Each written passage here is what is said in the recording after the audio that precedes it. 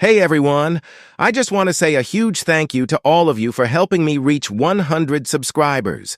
I honestly couldn't have done this without your love, support, and constant encouragement. Every like, comment, and subscribe means a lot to me.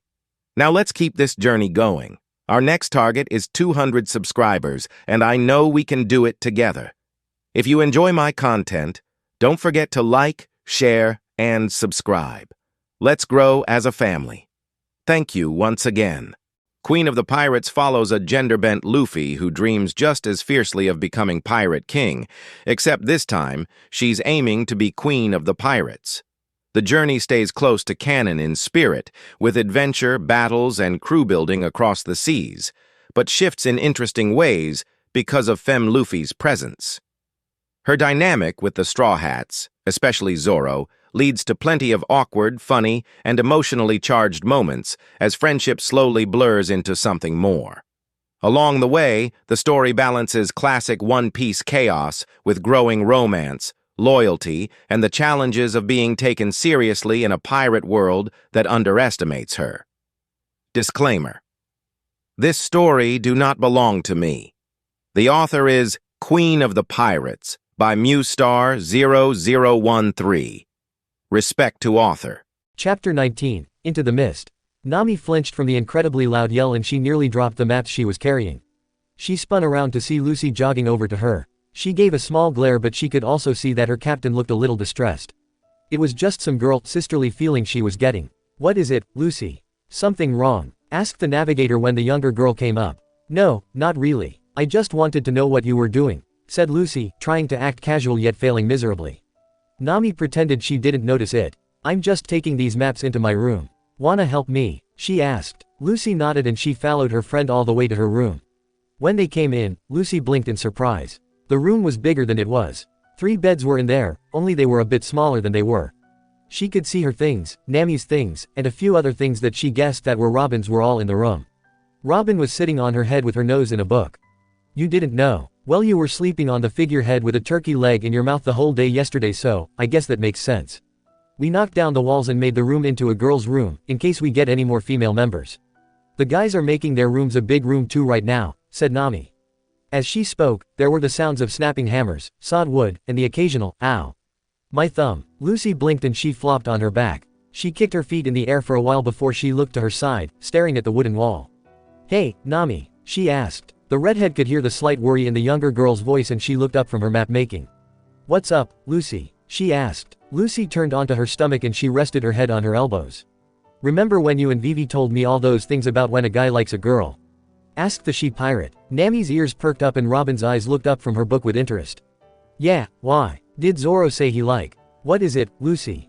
Tell me, tell me, tell me," chanted the mapmaker as she jumped on Lucy's bed and shook her shoulders with an excited look.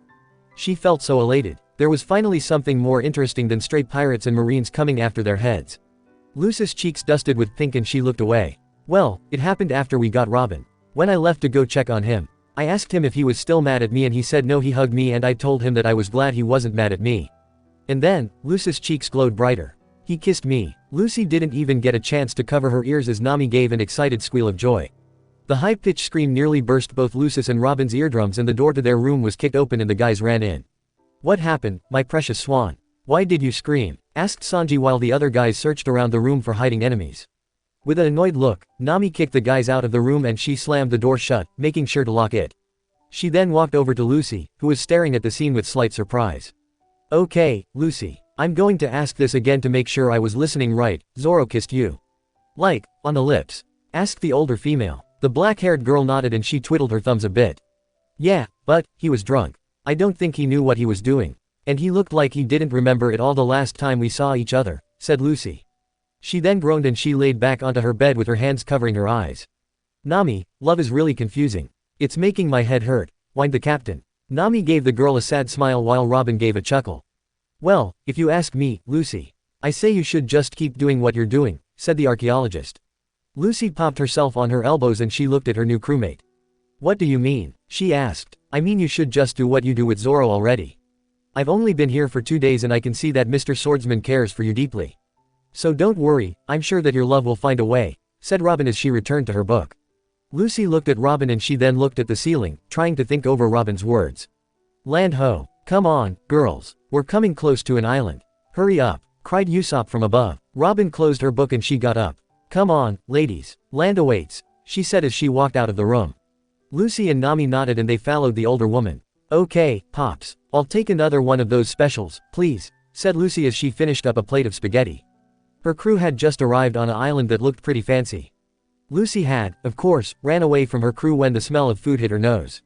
Fortunately, Robin and Usopp were able to catch up with the girl with a person they brought along. Say, guys, who's the old dude? Asked Lucy as she slurped up her sauce-covered noodles. The old dude she was referring to had grayish-purplish hair with thin glasses and a comb mustache. He glared at the captain. Old dude, I happen to be Professor Henzo, a famous scientist. And I happen to be searching for the legendary rainbow mist, said the old man.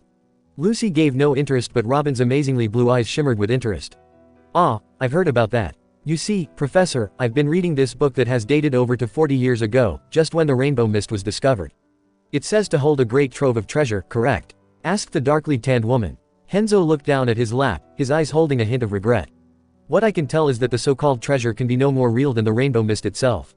However, the mist is true. I've lost some friends while searching for it. That is why I'm studying it, said the gentleman in a quiet tone. The three miners were silent until the door to the restaurant they were in was kicked open. Everyone gasped and they all looked away as a man with orange hair and a group of strong-looking men walked with him. He looked toward Lucy and smirked. Young lady, don't you know that you will certainly have a high bill for all that food? Do you have the money for it? He asked. Lucy wiped tomato sauce off her lips and she pointed to Usopp. He's paying for me, she said. Lucy, yelled Usopp with anger. The man chuckled and he threw his hands in the air. All right, everyone pay up. It's time for taxes, he yelled. Everyone groaned and they all paying up, giving all they had. Henzo suddenly led the trio of pirates out of the place of eatery and he slugged on the strange machine he left outside. They soon began to walk around, Henzo explaining that the taxes were for his research of the rainbow mist. When they got to the docks, the four gasped when they spotted a giant red ship with a horned figurehead came into view. It's back, yelled Henzo, suddenly spotting the Going Merry that was parked by the docks. He blotted to the ship with the three straw hat pirates following him. They all hopped on the ship and they sailed to the giant boat, getting on it and looking around it. Wow, what is this place, Pops? Asked Lucy as the group walked around the upper deck. This is an old ship I used to live on, with my friends. That was 50 years ago, said the old man as they looked around the ship. They could see that it looked a little broken but only slightly. Everything on the ship looked like they were used only a while ago yet there was no one on the ship. This is too weird, said Usopp as he tested the sextant of the main wheel. The group suddenly heard a whoosh and they all looked to the horizon. Wafting its way to the old boat was a thick mist with a coat of all the colors of the rainbow. The rainbow mist, whispered Robin as the mist closed in on them. The group quickly jumped onto the Going Merry as colorful mist swallowed them. A bright light flashed before them as they entered a new area. The air was murky and drifting in still stances were thousands of ships, all wrecked and deserted.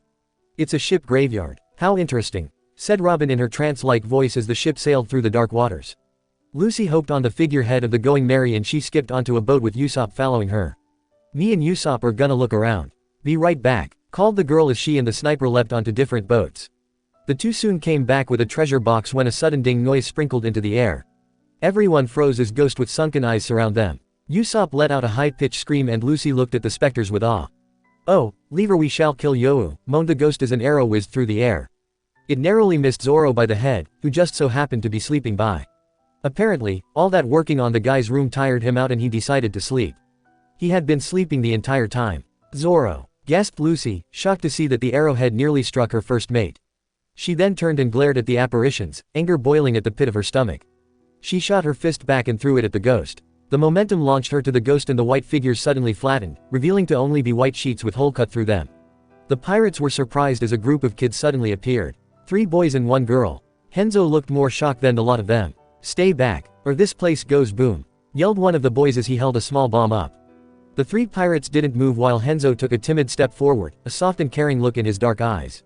You guys, you're alive, don't you see? It's me, Henzo, whispered the old man. The children squinted at him and for a brief moment, their eyes softened. Then, the boy with the bomb pressed a button. A flash of light shined, causing the people to go blind. When the light cleared, the children were gone. Who were those guys? Asked Lucy, totally confused. Henzo sighed and he soon explained that those were his friends. 50 years ago, he and his friends formed a group called the Pumpkin Pirates, a band of little children who hoped to be real pirates someday. But then, Wedden, the mayor of their town who used to be a pirate, overruled their town and sent the band of children into the rainbow mist. Henzo was the only one left behind since he was the smartest out of all the children. He was used for his whole to find the rainbow mist, so that he could find its treasures for the cruel mayor. Henzo had been living that pain for 50 years now. Just then, a group of ships surrounded the Going Merry. All of them belonged to Wedden, who appeared with his son in metallic suits they had. "All right, give us your treasures or else," yelled Wedden threateningly as he shot electricity of suit. The bolt shot towards Zoro, who was, surprisingly, still sleeping. "Zoro!" cried Lucy as she shot a rubber arm and flew to the ship. She quickly grabbed Zoro and she sailed her and the swordsman to an abandoned ship. The bolt of eccentricity shot to Zoro's spot and gave it a scorch mark. Zoro woke up with foggy eyes and he looked around, confusion in his green irises. "Hey, Captain, what's going on? Where are we?" asked Zoro tiredly as he yawned and stretched. Lucy giggled at how laid back Zoro was in this situation and she pointed to Wedden and his son, Lake. "We gotta beat these weirdos in order to save some kids," she said. Zoro looked around and he nodded, seeing that a couple of ships with nearly about 100 men with 2 guys in metal suits wasn't going to be a hard situation. He pulled his bandana off his arm and he tied it around his head. "If you say so, Lucy," he said as he placed his prized katana between his teeth while his other 2 weapons were held in his hands. Lucy grinned and Captain and First Mate went on their own, Zoro going after Lake and Lucy going after Wedden. Lucy knew she had to fight carefully. She knew that those kids were still near and they could get hurt if any accidents occurred. There was no time to be reckless. With Zoro, his enemy was as strong as hell. Every slash and cut the swordsman tried to launch only got blocked by a shield of electricity. Lake was looking amused by this, a smug look in his eyes. "Just face it, there's nothing you can do. I'm gonna burn you to a crisp," boasted the mayor's son. Zoro glared and he gripped his katanas tightly. This was pissing him off. He couldn't get one scratch on this guy. It was impossible. But what really got him angry was the next words the bastard said. "As soon as I beat you, my dad's gonna take you into custody. Who knows, maybe I can make that pirate babe be my personal maid. Don't worry, I'll take good care of her," he snickered. Zoro gave a furious growl and his eyes turned demonic. "You better stay away from my captain if you know what's good for ya," he yelled as he gave an impressive flying kick. That's right, Lucy was his captain. He wasn't going to let no one take her away from him. Not in this lifetime. The impact of the attack sent the man hurtling the water. He failed his arms and looked pathetic. Zoro felt it was a complete waste to pull out his bandana. He did, after all, only wore it when he was facing a serious opponent. Lucy huffed for air as she rubbed grime off her face. It was only a few minutes after fighting Wedden and he was proven to be quite the fighter. The orange-haired man suddenly snickered evil. "Foolish girl, you have no right to be a pirate. You're only a wannabe. I seek power and strength, the stuff that real pirates want. What you call piracy is what I call child's play," taunted the man. Lucy shadowed her eyes with her hat as she shot a fist at Wedden and punched him in the face, breaking the visor of his suit. "You're wrong. A real pirate doesn't seek for wealth and power. A real pirate fights for their dream. To be known as a great person who has many friends and foes. And I am a real pirate. Someday, I'll find the One Piece and I'll become the pirate queen," yelled the black-haired girl as she used her useful rubber appendage to fly her to the man and give a uppercut to the chin. Wedden was sent flying across to an abandoned ship and his suit shot off electricity, causing the wood of the ship to burst into flames. Lucy launched herself back to the Going Merry along with the rest of the gang and they felt sudden harsh winds stir around them. "We have to get out of here. If we don't, we'll be stuck in the rainbow mist forever," yelled Henzo. The Going Merry suddenly gave a lurch and everyone aboard gasped as Henzo's friends used the old ships to ram to Straw Hat's ship out. "What are you doing? You'll be stuck here forever," yelled Henzo, worry filling for his friends. The kids smiled and the head boy gave a wink to Henzo. "We'll be fine, we can see that you're telling the truth. You guys need to get out of here first," he yelled as he pulled out another bomb. Before pressing the button, the boy gave a sad smile. "Hope we meet again, old friend," he said as he pressed the button. An explosion rang through the air as the Going Merry and Wedden and his men was launched through the mist. The speed was going at Mach 2 as the boat and debris was sent out of the mist. The Going Merry flew through the air and landed with a mighty splash, damaging a few parts of the ship. No one gave movement as the debris was floated to the docks. Villagers, marines, and the remaining Straw Hat pirates rushed over and watched as people climbed over the wreckage. Wedden and his son rushed to the marines' leader, a man with silver blonde hair and black sunglasses. "Sir, these pirates tried to trap us in the rainbow mist. Arrest them, they are no good," yelled Wedden as he waved his hand in exaggeration. The marine captain grabbed the man's wrist and held it to the air. The ring on his finger gave a dazzling glow from the diamonds encrusted in it. "Looks like it's you guys who are the no-goods. This ring is of the Corinthos' crown prince. It was stolen by pirates," said the marine. He shot a glare at Wedden and he rounded his foot, kicking the no-good in the jaw. Henzo's jaw dropped in realization. "Our Repanyu. You survived, he yelled. The Marine smiled kindly and nodded. Told you we meet again. It's great to see you, Henzo, he said. Lucy, Usopp, and Robin looked at the man and they soon saw it, too. The man looked exactly like the child with the bombs back in the rainbow mist. It was Rupanyu. There's no way, Henzo was speechless. This was too unbelievable. You see, when the bomb exploded, it sent me and the others outside, too. Only we went to 50 years in the past. We knew we had to help this town from Henzo, so we joined the Marines. Sorry it took us so long, Henzo, said Rupanyu.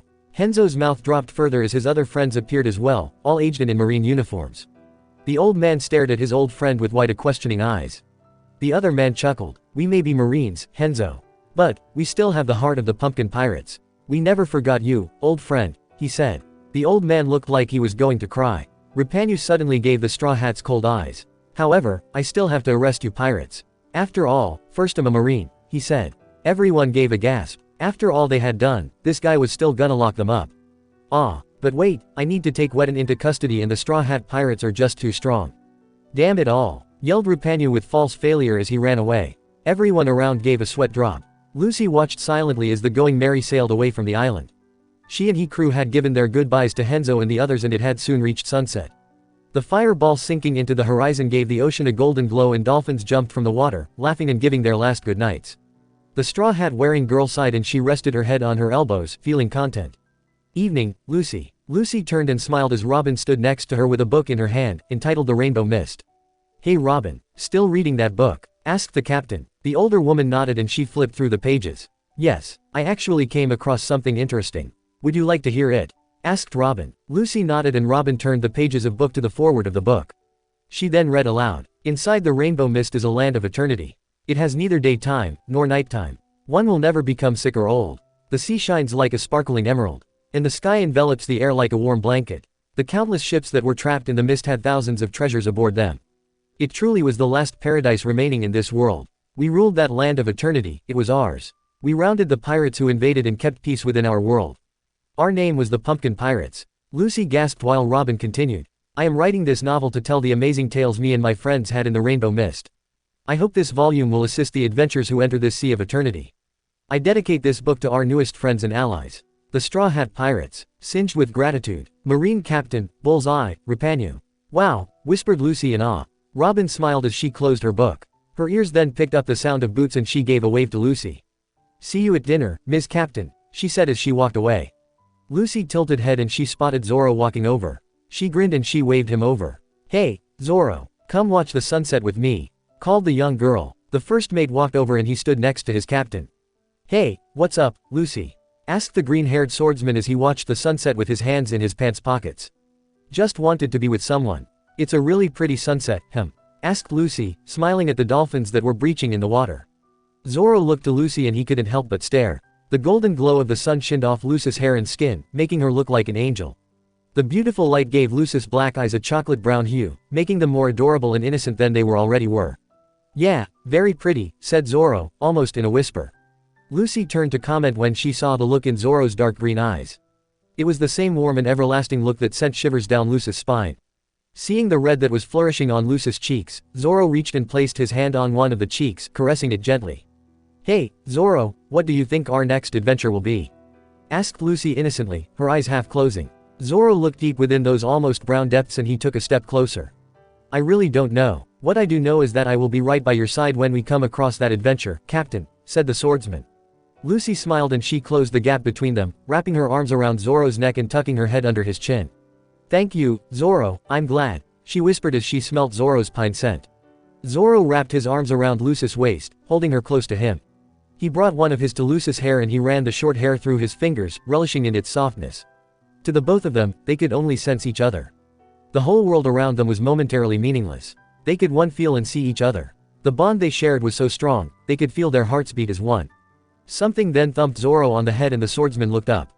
Hey, Lucy, asked Lucy, giving a dreamy and sweet smile as she looked at her first mate. Zoro pointed up and Lucy followed his finger. Raining from the sky, looking broken and abandoned, was an old ship. And it was falling toward them. Ah crap. Disclaimer: this story do not belong to me. The author is. Chapter 20, Dreams, Illusions or Reality. Let the party begin. Yes sir, Captain Buggy, sir. The setting of our story begins somewhere in the Grand Line, where Buggy and his crew were throwing a party on the ship. It was a good time for a party, since the weather was perfect and nothing bad had happened to them. Life was going good. The party was in full swing, shenanigans and whatnots going here and there and ridiculous antics going this way and that. Music was playing and foods of all kinds were gobbled down. Yes, it seemed like a very good day to party. Is all of this really necessary? And shouldn't we be focused on capturing darling Lucy and her crew? Asked Alvida, sitting on a plush couch. It was obvious that she wanted to find the straw hat wearing girl soon. Buggy waved his hand at his company captain. Relax and enjoy the party, Alvida. We'll find Lucy soon enough, okay? He asked, wanting to return to his party. If you're looking for Lucy, I can tell you where she is. See, this guy is going to tell us where that rubber girl is, said Buggy happily. His eyes then shot wide and he bared his teeth at the newcomer. Wait a minute, who the hell are you? He yelled. Ace stood up with a leg of meat in his hand and he gave a bow. Sorry for crashing your party, but I simply couldn't resist the delicious aromas of your feast. My name is Portgas D. Ace, but you can call me Ace, he said politely and quickly. His body suddenly engulfed in fire and he was back to Anne. Said pirate quickly changed into her black shirt. Or Anne, as it seems, she said. Buggy grinned and waved his hand. Oh, no need to be so formal. Nice to meet you, he said. Anne took a bite out of her leg of meat and Buggy suddenly realized the big thing. I mean, what are you doing here, you idiot? I couldn't care less whoever the hell you are, Mr. Portgas D.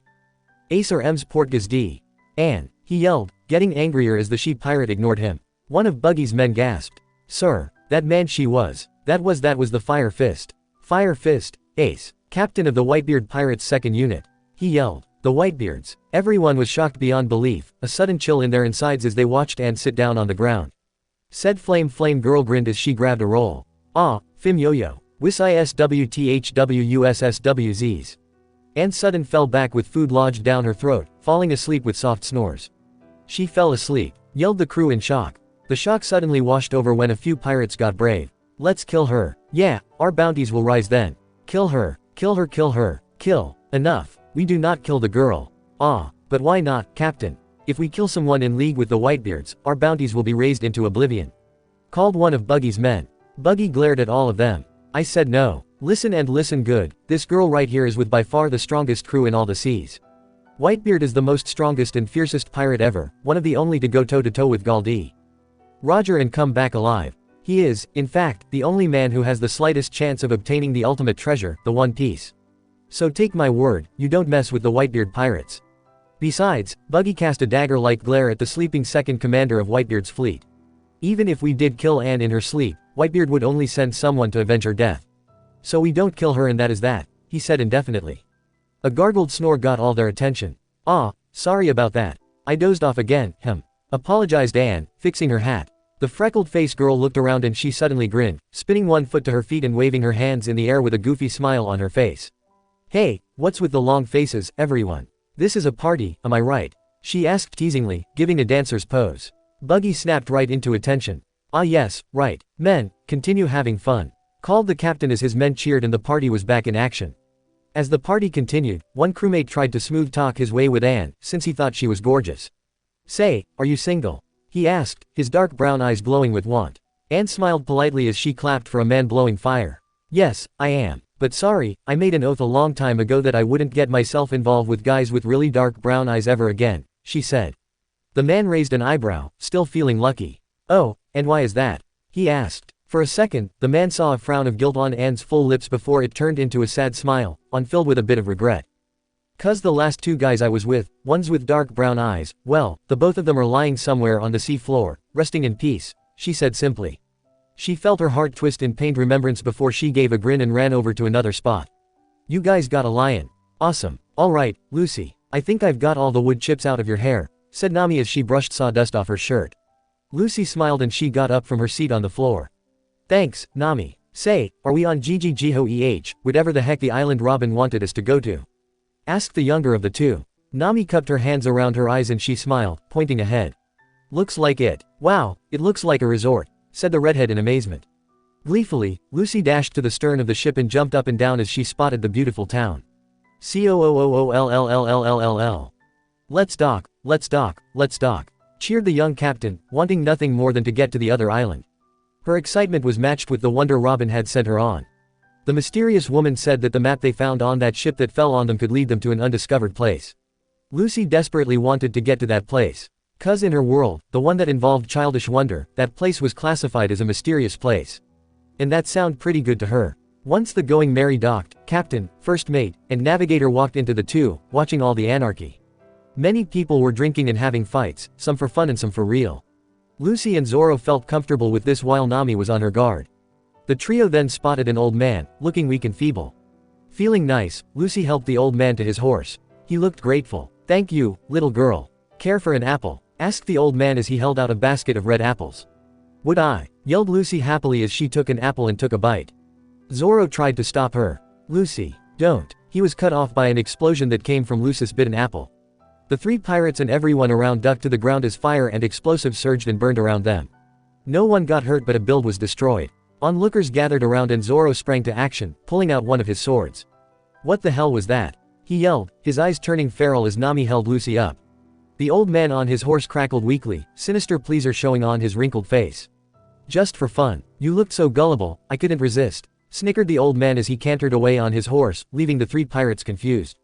"What with this place? Everyone around here acts like a complete jackass," complained Nami as she, Lucy, and Zoro sat in a bar that looked decent enough.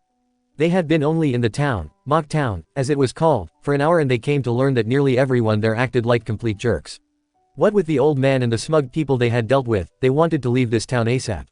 Lucy shrugged as the bartender handed her a cherry pie she ordered. "Who cares? At least we get to eat now," she said as she took a bite of her pie. She then frowned and banged her fist on the counter angrily. "Hey, Pops, this pie tastes like crap. This pie is delicious." Both replies came out simultaneously and both speakers looked to the corners of their eyes. Lucy saw that the other person was a very large and bulky guy with dark brown skin and greasy looking, black and curly hair. He looked big and arrogant, most likely with a mouth to match. Both then went back to their meals, taking swings of the steaks they bought. Lucy gave a satisfied smacking sound with her mouth while the big guy looked like he was going to hurl. "This is the best sake I ever had. This sake is the worst I ever had." Both flinched at the other's comment and their glowering eyes turned to each other. If looks could kill, the both of them would have been dropping dead right there and then. "I think there might be something wrong with your head, kid," muttered the man next to Lucy. Said pirate glared back at him, a un-Lucy frown set on her lips. "I think there's something wrong with your big, fat head," she muttered back, her usual happy eyes giving a challenging flash. She then turned back to the bartender with her trademark smile. "Anyway, I'd like 50 pounds of steak, please," she said happily. The man next to her gave a competitive smirk. "Well, I'll take 51 of your delicious cherry pies," he said. Oh, hell was rising now. "Better make that 52 pounds. Make mine 53 pies. 54 pounds. 55 pies. 56, 60, 80, 100. The two turned to each other with annoyed and angered faces, fist raised and ready to strike. "I'm gonna beat the living crap out of you." "Enough," yelled the bartender, setting a crate down on the table. "Here, take your pies and go. I don't want any trouble here," he said. The big guy still glared at Lucy. "So, are you a pirate, girly?" he snarled, wanting to test this girl. Lucy gave a stiff nod. "That's right. I've got a 30 million bounty on my head," she growled, wanting to be more superior than this moron in front of her. Although, he didn't seem degraded. 30 million my ass. I wouldn't believe it if I collected it myself, pipsqueak. He yelled. Lucy nearly grounded her teeth into dust. "You calling me a liar, you big fat ape." "Lucy, stop it. Don't get into a fight over something stupid," yelled Nami. Lucy looked back at her new enemy before stepping down, sitting next to Nami and crossing her eyes with the edge of her hat hiding her eyes. The man glowered at her as he walked out of the bar, the door closing and then opening again with someone coming out. "I'm looking for a pirate with a straw hat. Chick's got a 30 million bounty on her." Everyone in the bar turned to see a man and gang who made them pale.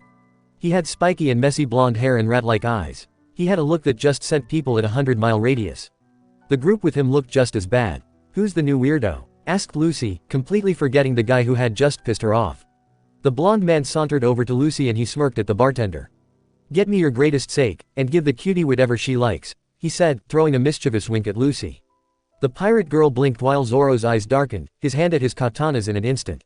The bartender returned with the drinks and Lucy took hers with a smile.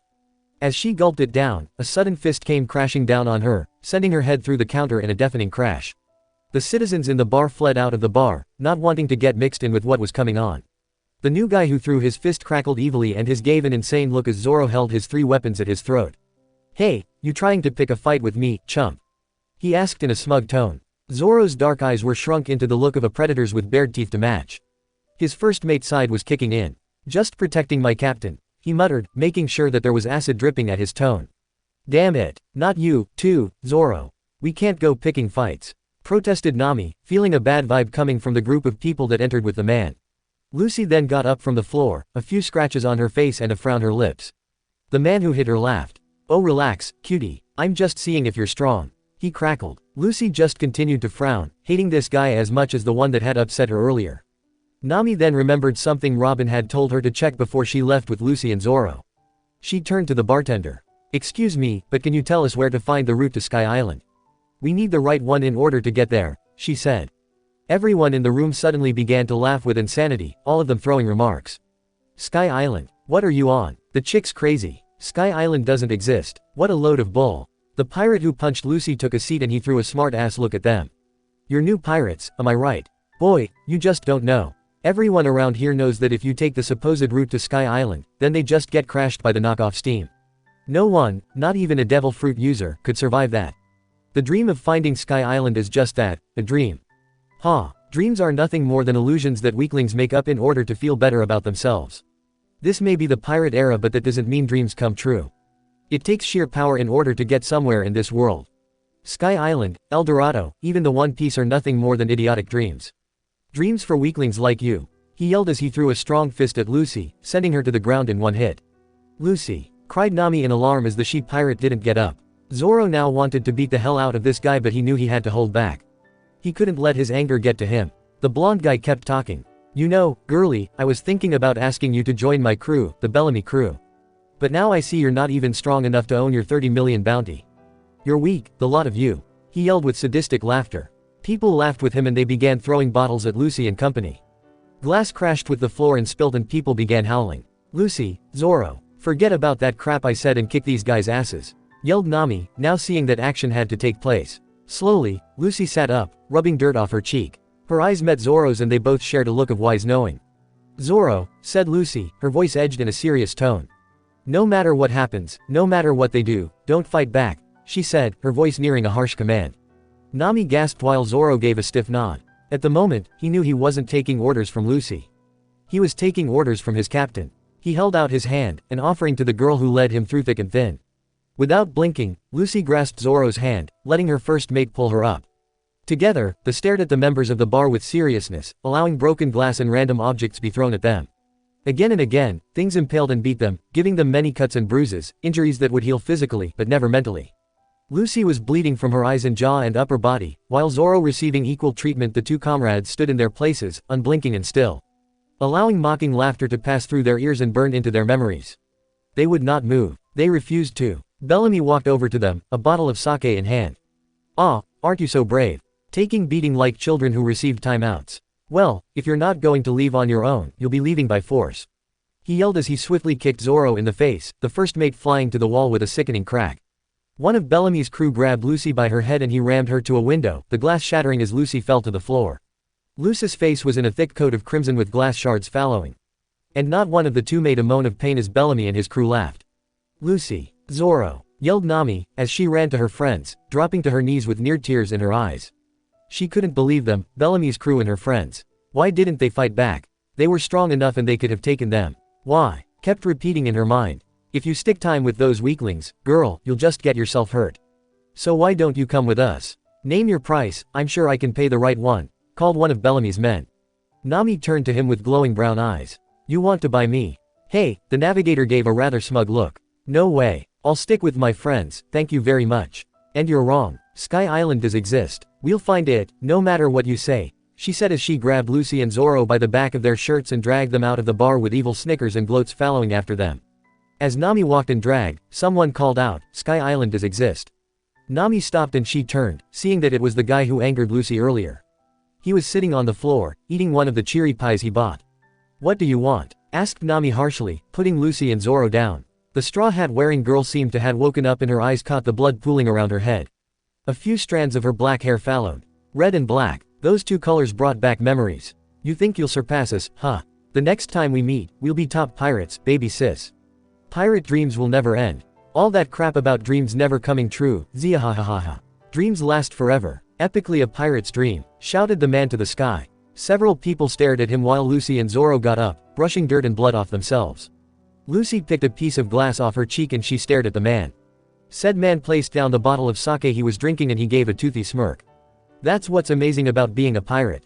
You know the difference between giving up and backing down. When to lose one and when to fight one. One thing's for sure, a pirate's dream never dies, get what I'm saying? He asked. Lucy just stared at him with no emotion, her mind still reeling what it was getting. Come on, Lucy. Let's get going, said Nami as Zoro already began walking. Lucy stood where she was, her eyes still questioning. The man stood up and he gave a smirk over his shoulder. Shell-shocked, aren't ya, kid? By the way, I hope you find Sky Island. Zia ha ha ha ha. He laughed as he walked away. Lucy finally gave a blink before she began walking, the blood on her face running away and allowing her sun-kissed skin to glow again. As they walked, they did not look back. They would not. And they hurt you guys like this. What jerks? Commented Usopp as Chopper placed a bandage under Lucy's eye. Lucy and her two friends had returned to the ship and the captain and first mate were getting their wounds wrapped and healed by Chopper. Everyone except Nami and Robin was gathered on the upper deck. Yeah, but it's okay. Me and Zoro were real tough, huh, Zoro? Asked Lucy. Zoro nodded as he polished his swords. Yeah, they weren't worth it, said the swordsman. There was a sudden scream and Nami came running up from the storage room, her face stricken with fear. They were here. I don't know how but they were. Bellamy and his crew. They took all the gold and supplies we had, and a lot of other things, too. She yelled. Everyone stood up and they followed Nami to the lower deck, seeing that she was true. Every bit of supplies and treasure was gone. Not even a halfpenny was there. The room was barren. Those monsters. How could they? Yelled Chopper with wide eyes. Lucy bolted into the room and she looked around, searching for something. She then gave a closed-mouth scream and she pulled at her hair. No, no, no. They took it. They took it. She yelled angrily. Nami ran over and she tried to calm Lucy down. What? What did they? Oh god, you forgot your hat here when we tried to find some spare food. Nami's eyes turned into startled fear, knowing what would happen when Lucy was separated from her hat. The onyx-eyed girl nodded, tears coming to her eyes. Why yeah, I can't believe they took it. Shanks gave it to me. It has that paper Anne gave me. And then, she sniffled. She looked to Zoro, a tear making its way down her cheek. It also had our picture, Zoro. The one from Logue Town, she said, sniffling. Zoro gritted his teeth in anger as he stared at his crying captain. Then, he walked over to her and placed one hand on her shoulder. Very gently, he brushed his thumb over the tear on Lucy's cheek, allowing his raised hand to rest on the girl's other shoulder. So, you wanna stand here and cry about it? Or, he gave a smug look that only he knew how to perform. Do you wanna go kick his ass and get our stuff back? He asked. Lucy blinked before nodding, a grin coming to her face. Hell yeah, I do. Well, if it isn't the Straw Hat Brat, snickered Bellamy as he spotted Lucy standing on a building. It was the close to sunset and Lucy had just returned to Mock Town, on her own. She didn't let her crew come because this was her battle and no one else had to get involved. I came for the stuff you stole. All of our treasures and supplies. And my hat, too. Yelled Lucy. People were now gathering as Bellamy gave a howling laugh. Your stuff. You want it back. Fat chance, cutie. We stole because we're pirates. Don't think we'll just give it back to you. He laughed, throwing off the coat he was wearing. That's good, 'cause I know you're not going to give it back without a fight. So I'm gonna steal it back, said Lucy, cracking her fist. Bellamy gave another laugh and he squatted to the ground, his feet turning into springs thanks to his devil fruit power. Oh really? Can you even throw a punch, kitty? He asked as he sprang from the ground with a thrown back fist. I don't know, you tell me. Yelled Lucy as she rotated her fist back with accelerating speed and shot it at Bellamy when he came near him. The momentum of the attack sent the smug pirate straight toward the ground, knocking him out completely. Everyone gasped and they all flinched as Lucy jumped to the ground with a bowed head. Then, she stood straight and gave a kind smile, holding her hand out. I'll take my stuff back, thank you very much. Alright, now all we need to worry about is the knockout stream, said Nami as she looked at the map they had. The Going Merry had set sail from Mock Town with their captain and supplies back. They had rode the seas for a while now and the only thing they had troubling them was the seas. The water was shifting a little violently and it looked like a storm was coming. Clouds were gathering and thunder was approaching. Other than that, nothing could go wrong, right? No so fast, Straw Hat Pirates. Wrong. The whole crew looked back and they saw a big ship approaching them. There was a nasty-looking crew on it, along with the man who got Lucy pissed off. He looked smug and knowing as the clouds roamed and more. He was known as Blackbeard. A pirate that many feared, the murderer of Anne's boyfriend, and Lucy's newfound enemy. Stay right where you are, Straw Hat, Lucy. I'm here to turn you in for the 100 million bounty on your head. He called as his ship sailed closer. Lucy paused at admiring her hat and she looked at the man with confused eyes. What are you talking about? I only have 30 million on my head, she yelled, standing up. Blackbeard gave a knowing smirk. Don't play dumb with me, kid. It says it all on your new bounty posters, he shouted, pulling two posters out of his pants pocket and holding them out. See, wanted, dead or alive, Monkey D. Lucy. And for pirate hunter Zoro, 60 million. He yelled. The crew of Straw Hats gasped. Well, all except two. Woohoo, a whole 100 million. I'm worth that much, cheered Lucy as she gave a happy dance. Zoro went as far as giving a grin, glad that his own bounty had raised. The ship suddenly flying into the air, however, got all of their attention. The crew watched in horror as their ship sailed upward, riding on a pillar of water straight to the sky. They hanged onto whatever they could and they watched all ships fall from the sky. Wah, ships are falling from the sky. We're gonna end up like them, yelled Chopper as he hanged onto the mast of the ship. We're gonna die just because of Lucy's dream, yelled Usopp in dismay. Nami looked around and she suddenly got an idea. Spread the sails. If we gather enough wind, we can fly up easily. Hurry, there's no time to lose, she yelled as she ran to a sail. Everyone looked at each other before knowing the plan. They all got to positions. Setting sail, and setting out. In search of all our dreams. Eternal glories, wealth and gold. Legend of legends. One Piece. Alright, everyone, Nami's leading the way, called Sanji as everyone cheered in agreement. Alright guys, spread the sails and let's catch up with current. Yes, ma'am. The crew spread the sails and the ship suddenly gave a tipping motion, splashing with the waves and slights rising in the air. Hey, we're rising above the water, is that okay?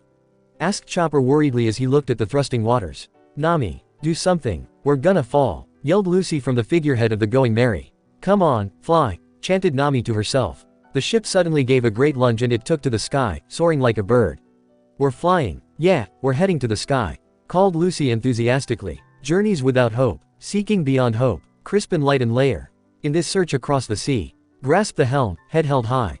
Gotta keep our spirits up, as we sail these troubled waters. It's too long to explain. No, damn you, Straw Hat, yelled Blackbeard in vain as he watched probably one of the most biggest bounties slip out of his sight. Doubt set in, kick it out. Now the treasure map's on our side. Seek the home, and the light with Lucy. For she will be the pirate queen. Hey, Nami, are we almost to Sky Island? Asked Lucy as the ship flew closer to the clouds. Setting sail, and setting out. In search of all our dreams. Eternal glories, wealth and gold. Legend of legends. Nami grinned, her excited eyes matching Lucy's. If it exists, it's past the clouds, she called. Lucy nodded and her black eyes shined confidently as the ship entered the clouds. Past the clouds, I can't wait. We'll find out, then set sail. On my ship you will be my friend. We are on the hunt. One Piece. Chapter 21, Trip Through the Clouds. Lucy bit her tongue as clouds passed right at her as the Going Merry sailed up and up. It was the weirdest thing when you were traveling up the sky with millions of billions of clouds going past you as you flew on a flying boat. Who knew that clouds would make you feel like you were underwater? Lucy shut her eyes tight and she chocked as air barely made it past her throat. Her eyes began to water and her throat felt as dry as the desert. She gasped breathlessly as the boat finally broke through the clouds. They made it. They were in the land of the clouds. Everyone on the Going Merry gasped and chocked for fresh air. All of them looked like they had been holding their breath for hours. Even Robin looked flustered. Is everyone okay? Gasped Nami as she tried to catch her breath. What the heck just happened? Panted Zoro as his blood was rushing from his head and back to his system. Lucy was the first to recover and she sprinted to her crew with a wide grin. Hey, guys, you just gotta see this, she called excitedly, pointing to the land before them. It was the oddest thing. The white and fluffy clouds were beautiful, yes, but their boat was staying where it sat, not sink or falling out of the clouds. That just defied all logic. But this was the world where people could get unbelievable powers from fruit. And logic wasn't one of the key points of this story. How are we floating? This is impossible, said Nami as they stared at the clouds. Lucy shrugged in her usual way. Clouds float, boats float. Simple as that, she said mindlessly. Nami face-palmed and the others shook their heads at Lucy's logic. This is still really weird, commented Chopper. Nami nodded as she looked at her log post. It is. Look, the log post is still pointing up, she pointed out. Then we're just going to have to go up higher. We must have only broken the first layer, said Robin. Everyone nodded and Lucy hopped to the railing, swing her legs over it and sitting as she stared at the white and never-ending clouds. This is so awesome. It's like an ocean, but with clouds, she said with sparkling eyes. Usopp stood next to her and he hopped on the railing, too, rubbing his hands together. Like an ocean, Lucy. Well, I'm gonna swim it. Watch the super amazing swimming skills of the great Usopp, he yelled as he dived into the clouds. Lucy and Chopper clapped and whistled happily and they waited for Usopp to come back up. About 10 minutes passed and Zoro was now looking over the railing. Guys, he's not coming up, he said. Oh shit. Ah, Usopp, cried Lucy as she threw her stretching arm into the clouds and stretched her arm through the surface. Chopper was running around screaming while everyone had a panicked and/or worried look on their face. Robin was the one who took charge. Lucy, stretch your arm as far as you can, she said firmly. Lucy looked at her with a sniveling face. But I can't see him. Just leave that to me.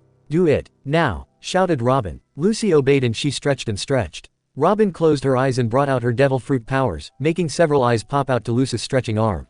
After a few minutes of searching, Robin spotted Usopp. He looked knocked out. Okay, I see him, hold on, she said as she made two arms pop out from Lucy's and they caught Usopp instantly. Robin gave a brief smile. Okay, pull him up, Lucy, she said. Lucy nodded and with all her might, she pulled Usopp up, biting her lip as the draft of the clouds was slowing her down.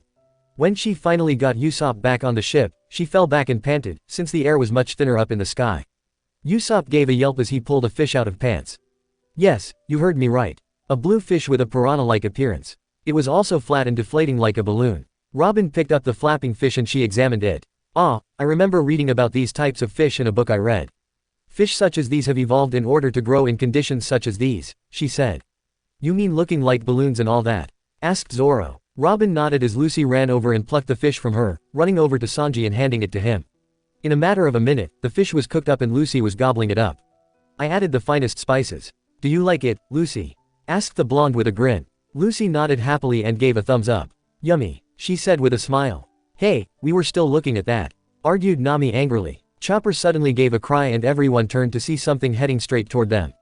It was a person, with a strange mask on his face and a large gun in one hand and an orange shield in the other. He was flying with some odd metal shoes on him. He suddenly swooped down at the Going Merry and he swung his weapon, effortlessly getting Sanji and Zoro. Lucy threw a punch at him but he easily dodged, landing on the mast. Why the hell are you attacking us? Demanded Sanji as he and Zoro got back on their feel and stood next to Lucy. I came to destroy you, yelled the stranger. Story of our lives, muttered Zoro carelessly. The man growled and he aimed his gun, ready to shoot at them. That's enough, called a voice as a person suddenly shot through the clouds on a big pink bird. The new stranger gave a thrust with a jousting sword in his hand and the other man took a narrow dodge, cursing under his breath before he flew away and disappeared among the clouds. The new stranger landed on the ship and everyone took a step back. This new man was old with a long white beard and squinting eyes. He was dressed head to toe in shining armor and he looked very odd. There, he won't bother you for now, he said as he placed his jousting sword at his hip. That was so weird, we didn't even land a scratch on him, muttered Sanji. Lucy and Zoro nodded, feeling their energy weaken a bit because of the thin air. You must be Blue Sea people, correct? Asked the old man. Blue Sea people? Asked Usopp. Yes, that is what we call people who are from the sea below the clouds. You are in the White Sea. And I assume you're head to the White Sea, yes? Well, you're nearly there, said the man. Wait, who are you exactly? Asked Nami. I am the Sky Knight. Pleasure to meet you, said the Sky Knight. Thanks for saving us. Hey, can you tell us which way to get to that White Sea thing? Asked Lucy. The man held his hands out. Now hold on, I may have helped you but there is still a price you have to pay if you wish for me to escort you here. Now, do you have the necessary items from the Upper Highland? He asked. Huh? Asked Lucy and the crew in unison. The old man's head tilted. Wait, so you're not from the Upper Highland? Then how did you get up here? He asked. We took the knock upstream, said Robin. The knight's eyes widened. My word, many would die if they took that treacherous route. A few would survive, yes, but no one would dare take that risk. Well, if that's the case, so be it, he said as he reached into his satchel and pulled out a gray whistle. Here, this is a one whistle. If you are ever in need of my help, just blow it and I come, said the Sky Knight as he tossed the whistle to Nami. Wait, we don't even know your name, said Nami. The Sky Knight swung his cape behind him. My name is Gonfall. This bird here is Pierre. Now, if you excuse us, we must take our leave. Farewell, said Gonfall as he mounted Pierre and flew off, becoming nothing more than a speck in the sky. Well, that was cool, said Lucy as she hopped onto the figurehead and swung her legs for a while. Indeed, but in the end he didn't tell us much. Except that we have to watch out strange men like the one that attacked us earlier, pointed out Robin. Zoro took his spot next to Lucy. Well, in the meantime, we should keep going until we reach that thing, he said, pointing behind him.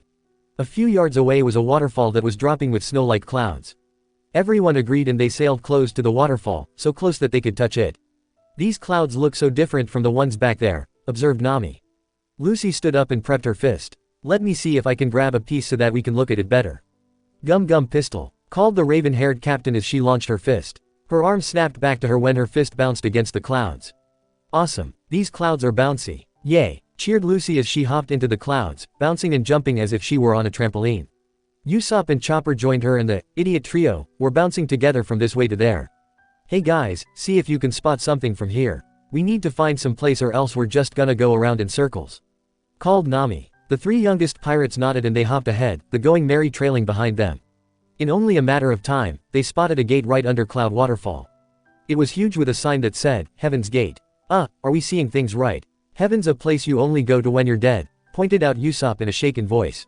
Well, maybe we are dead. That would explain only the crazy shit we faced so far, said Zoro. Sanji took a drag of the cigarette he had. No, not possible. For one thing, we would have already been on the other side of that gate. The other being that you wouldn't be here, Seaweed Head. Hell would have taken you with open arms. Trying to start something, you dumbass cook. Guys look, there's someone coming out of the gate, called Nami. Everyone looked and they saw the person, too. It was a little old lady with a pink dress and white and feathery wings. She was snapping photos at them with a small camera. Once the Going Merry was near enough, Nami spoke. Hello, she asked. Well, I didn't say she spoke many words. My name is Amazon and I am the gatekeeper of Heaven's Gate. If you wish to enter, the toll is of 1 billion extol per person, said Amazon. X what now? Asked Usopp, being just as confused as the other Straw Hats. That sounds like a lot, said Chopper as he put a hoof to his chin. Hey old lady, what if we don't have any extol? Asked Lucy. Everyone held their breath and Amazon gave a thoughtful look. Then you may pass. It's my job just to see what the intentions are of those who pass the gate, said the gatekeeper with a shrug. Everyone blinked in surprise. Sounds like a plan to me. Can you let us in now? Asked Lucy. Amazon nodded and she held her hand out, giving a whistle. 2 large claws grabbed the Going Merry and everyone aboard gave a yell as they were suddenly dragged up a winding and twisting cloud path. Everyone held on to whatever they could. Sanji protected Nami and Robin while Usopp and Chopper huddled with feared yells. Zoro had ducked Lucy close to him and the two closed their eyes as wind and draft passed them. He suddenly felt Lucy slipping away and he clenched his teeth as she gripped at his arm, digging her nails into his skin. Zoro hissed and he was considering to hit Lucy upside the head. You know, out of everyone here, I should be thanking you the most. Zoro's eyes opened when he suddenly heard Anne's words. Why was he remembering them? Lucy told me all the adventures you guys had and that you were the first to become the member of her crew. You protected her through thick and thin and she seems to trust you more than the others. I swear, she talked non-stop about you, saying how cool you were and good a friend that you are. Lucis, really lucky to have someone like you in her life. I can't protect my sister as much as I used to and that gets me worried. But, Zoro looked to Lucy and he set his eyes determinedly, wrapping one arm around her petite waist and pulling her closer, tucking her head under his chin and craning his neck over the curve of his head. He felt Lucy wrap her arms around his neck and he felt his heart going into a familiar fast pace. I guess I was worried for nothing. Promise me you'll protect her when I have to leave. Zoro shut his eyes tightly as his lungs choked on their last bit of air. I promise, Anne. I'll protect her with my life. Zoro. Look. Zoro's eyes snapped open as Lucy pointed at a shining light at the end of the cloud's trail. Everyone gasped as they broke through the entrance and they were suddenly airborne. Their ship took a splash into a sea of clouds and they all gasped again as they spotted something far off in the distance. Who? There it is. Sky Island, cheered Lucy as she and Zoro stood up. Everyone walked to the bow of the ship as they drew closer to an island made of white clouds. There were a few twirling outlines that gave the island's shape and mass. From above, they could see houses and buildings sitting on clouds like precious jewels on pedestals. Wow, it's so beautiful, said Nami in a near breathless tone. Yes, to think that many others have seen this place, yet they never reported of its beauty, said Robin. Ah, Robin my dear, you make everything sound like poetry. Cooed Sanji with his cigarette smoke turning into hearts. When the ship docked near an enclosure of wild-growing vines and flowers, Lucy took in a deep breath of Sky Island air. Ah, you can just smell the adventure, she exclaimed as she hopped of the boat and into the shallow cloud water. Usopp and Chopper followed her and sued and they all played around in the white and fluffy, water-like substance. Hey, I know this might sound odd but, do you guys think that something can be both strange yet magical at the same time? Like this place? Asked Nami as she sat at the railing with the others, watching the childish pirates play. Since when has nothing in our lives like that? We've dealt with the most oddest experiences of our lives and yet they all held some sort of quality to them. Remember Alabasta? All those odd things, like meeting Lucy's sister and saving the country, all of those types of things had affected us somehow. And now here we are on some place that people have been searching for who knows how long. I have a feeling we're just going to get more than sightseeing around here, said Zoro as he leaned against the railing. Huh, that just might be the most profound thing you have ever spoken in your life, Mossball Head. And it just might be your last, too, commented Sanji. Zoro would have retorted but Lucy suddenly waddled up to them with her happy grin. Come on, you're missing all the fun, she called in a slight whining tone. She's right, guys, we should at least have some fun here, said Nami as she kicked off her sandals and dived in. Sanji followed with an impressive dive and Robin came wordlessly. Lucy looked up at Zoro expectantly. Zoro, come on, let's play some tag, she called. The swordsman waved his hand. In a while. Go and play with Usopp and Chopper, he said. Lucy gave a pout and she waddled back with the others. Zoro gave a silent chuckle before he looked to the sky, his thoughts going elsewhere. Attention Straw Hat Crew, this is your captain, Monkey D. Lucy speaking. Due to all the fun we're going to have here, let's play till dawn. Captain's orders, called Lucy as she hung upside down on a tree by her feet. Aye, Captain, called Usopp and Chopper as they did a mock salute. Lucy giggled and she spotted an odd fruit hanging near her. Growing hungry, she picked the big and green fruit from its vine and she licked her lips. Down the hatch, she called as she took a giant chop, only to whimper in pain as her teeth didn't even piece the flesh of the fruit. She gnawed at the fruit for a bit before she glared at it with the shake of her head. She then spotted Usopp making a cloud man. Something like a snowman but with clouds. Here's another piece of Lucy's logic, if you eat him, throw him. Here's some fruit, Usopp, called the Ravenette as she threw the fruit at her sniper. It got Usopp right in the neck and Usopp was yelling his head off at a giggling Lucy. Chopper was laughing along at the base of the tree Lucy was hanging off.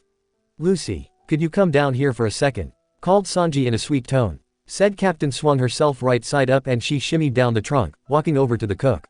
He was holding up a variety of wild flowers in his hand. Which one would you like? I bet they would all look darling, said the chef with a lovey-dovey smile. Lucy looked at the flowers with a shrug. She didn't know this kind of stuff. Both Captain and Cook were surprised when a tan hand took one of the small red flowers and tucked it in a part of the red ribbon on Lucy's hat. There, the cosmos, said Zoro simply. Lucy grinned and nodded, jogging over to Usopp and Chopper as they were building cloud forts. Zoro caught the odd look Sanji was giving him. Some lady in Luge Town said that Lucy looked good with those flowers, he said. Sanji raised his eyebrow and Zoro shot a glare. Quit staring at me or I'll slit your throat, he threatened. Sanji, tsked, with a roll of his eyes and he went off to find Nami and Robin to give them flowers. Zoro gave a light snarl and Lucy suddenly gave a squeal, pooping up at his side. Look Zoro, it's a puppy, said the girl happily, pointing to a little furry creature that was hiding in some bushes. Well Lucy was only half right. The creature was a baby, but it wasn't a dog. Lucy, that's not a dog. It's a wall Lucy, don't get it, yelled the swordsman as his captain went racing off to get the white wolf puppy. Before Lucy even reached it, the puppy gave a growl before he pounced on her, tackling her to the ground. Lucy, yelled Zoro in alarm as he raced to save Lucy from getting her face clawed off. When he got there, Lucy was yelling, but it was really laughing. The wolf puppy was licking all over her face with playful yips. Lucy giggled as she sat up and cuddled the pup in her arms. Aw, he's so cute. Guys, come and look at my wolf puppy, called the young captain. Her crew ran over and they were shocked when they saw the wolf pup. Where did he come from? Asked Nami. We just found him. Isn't he cute? Asked Lucy as the puppy nuzzled her neck. Yeah, sure Lucy. But you should probably let him go. His pack might be close, said Usopp, shaking a bit. The puppy began whimpering as he cuddled closer to Lucy. He says he got separated from his pack in a storm. He doesn't know where they are, explained Chopper. Lucy petted her new puppy and the crew suddenly heard the sweet sound of harp playing. They all looked and they saw someone a little away from them. It was, believe it or not, an angel. A pretty one with blonde hair tied in braided pigtails and small white wings. She wore a pink dress and in her hands was a harp. Resting on her shoulders was some sort of blue fox. She looked to them with her big, dark turquoise eyes. Hesso, she said in a whisper while playing a strand on her harp. Is she trying to say, hello? Asked Usopp. Don't know, but she did say, Hesso, in a very cute way, said Sanji staring at the gorgeous girl. Are you from the Blue Sea? Asked the girl as she walked over to them with almost air-like steps. Yep, we came here on some trail of clouds, said Lucy as she carried the wolf pup.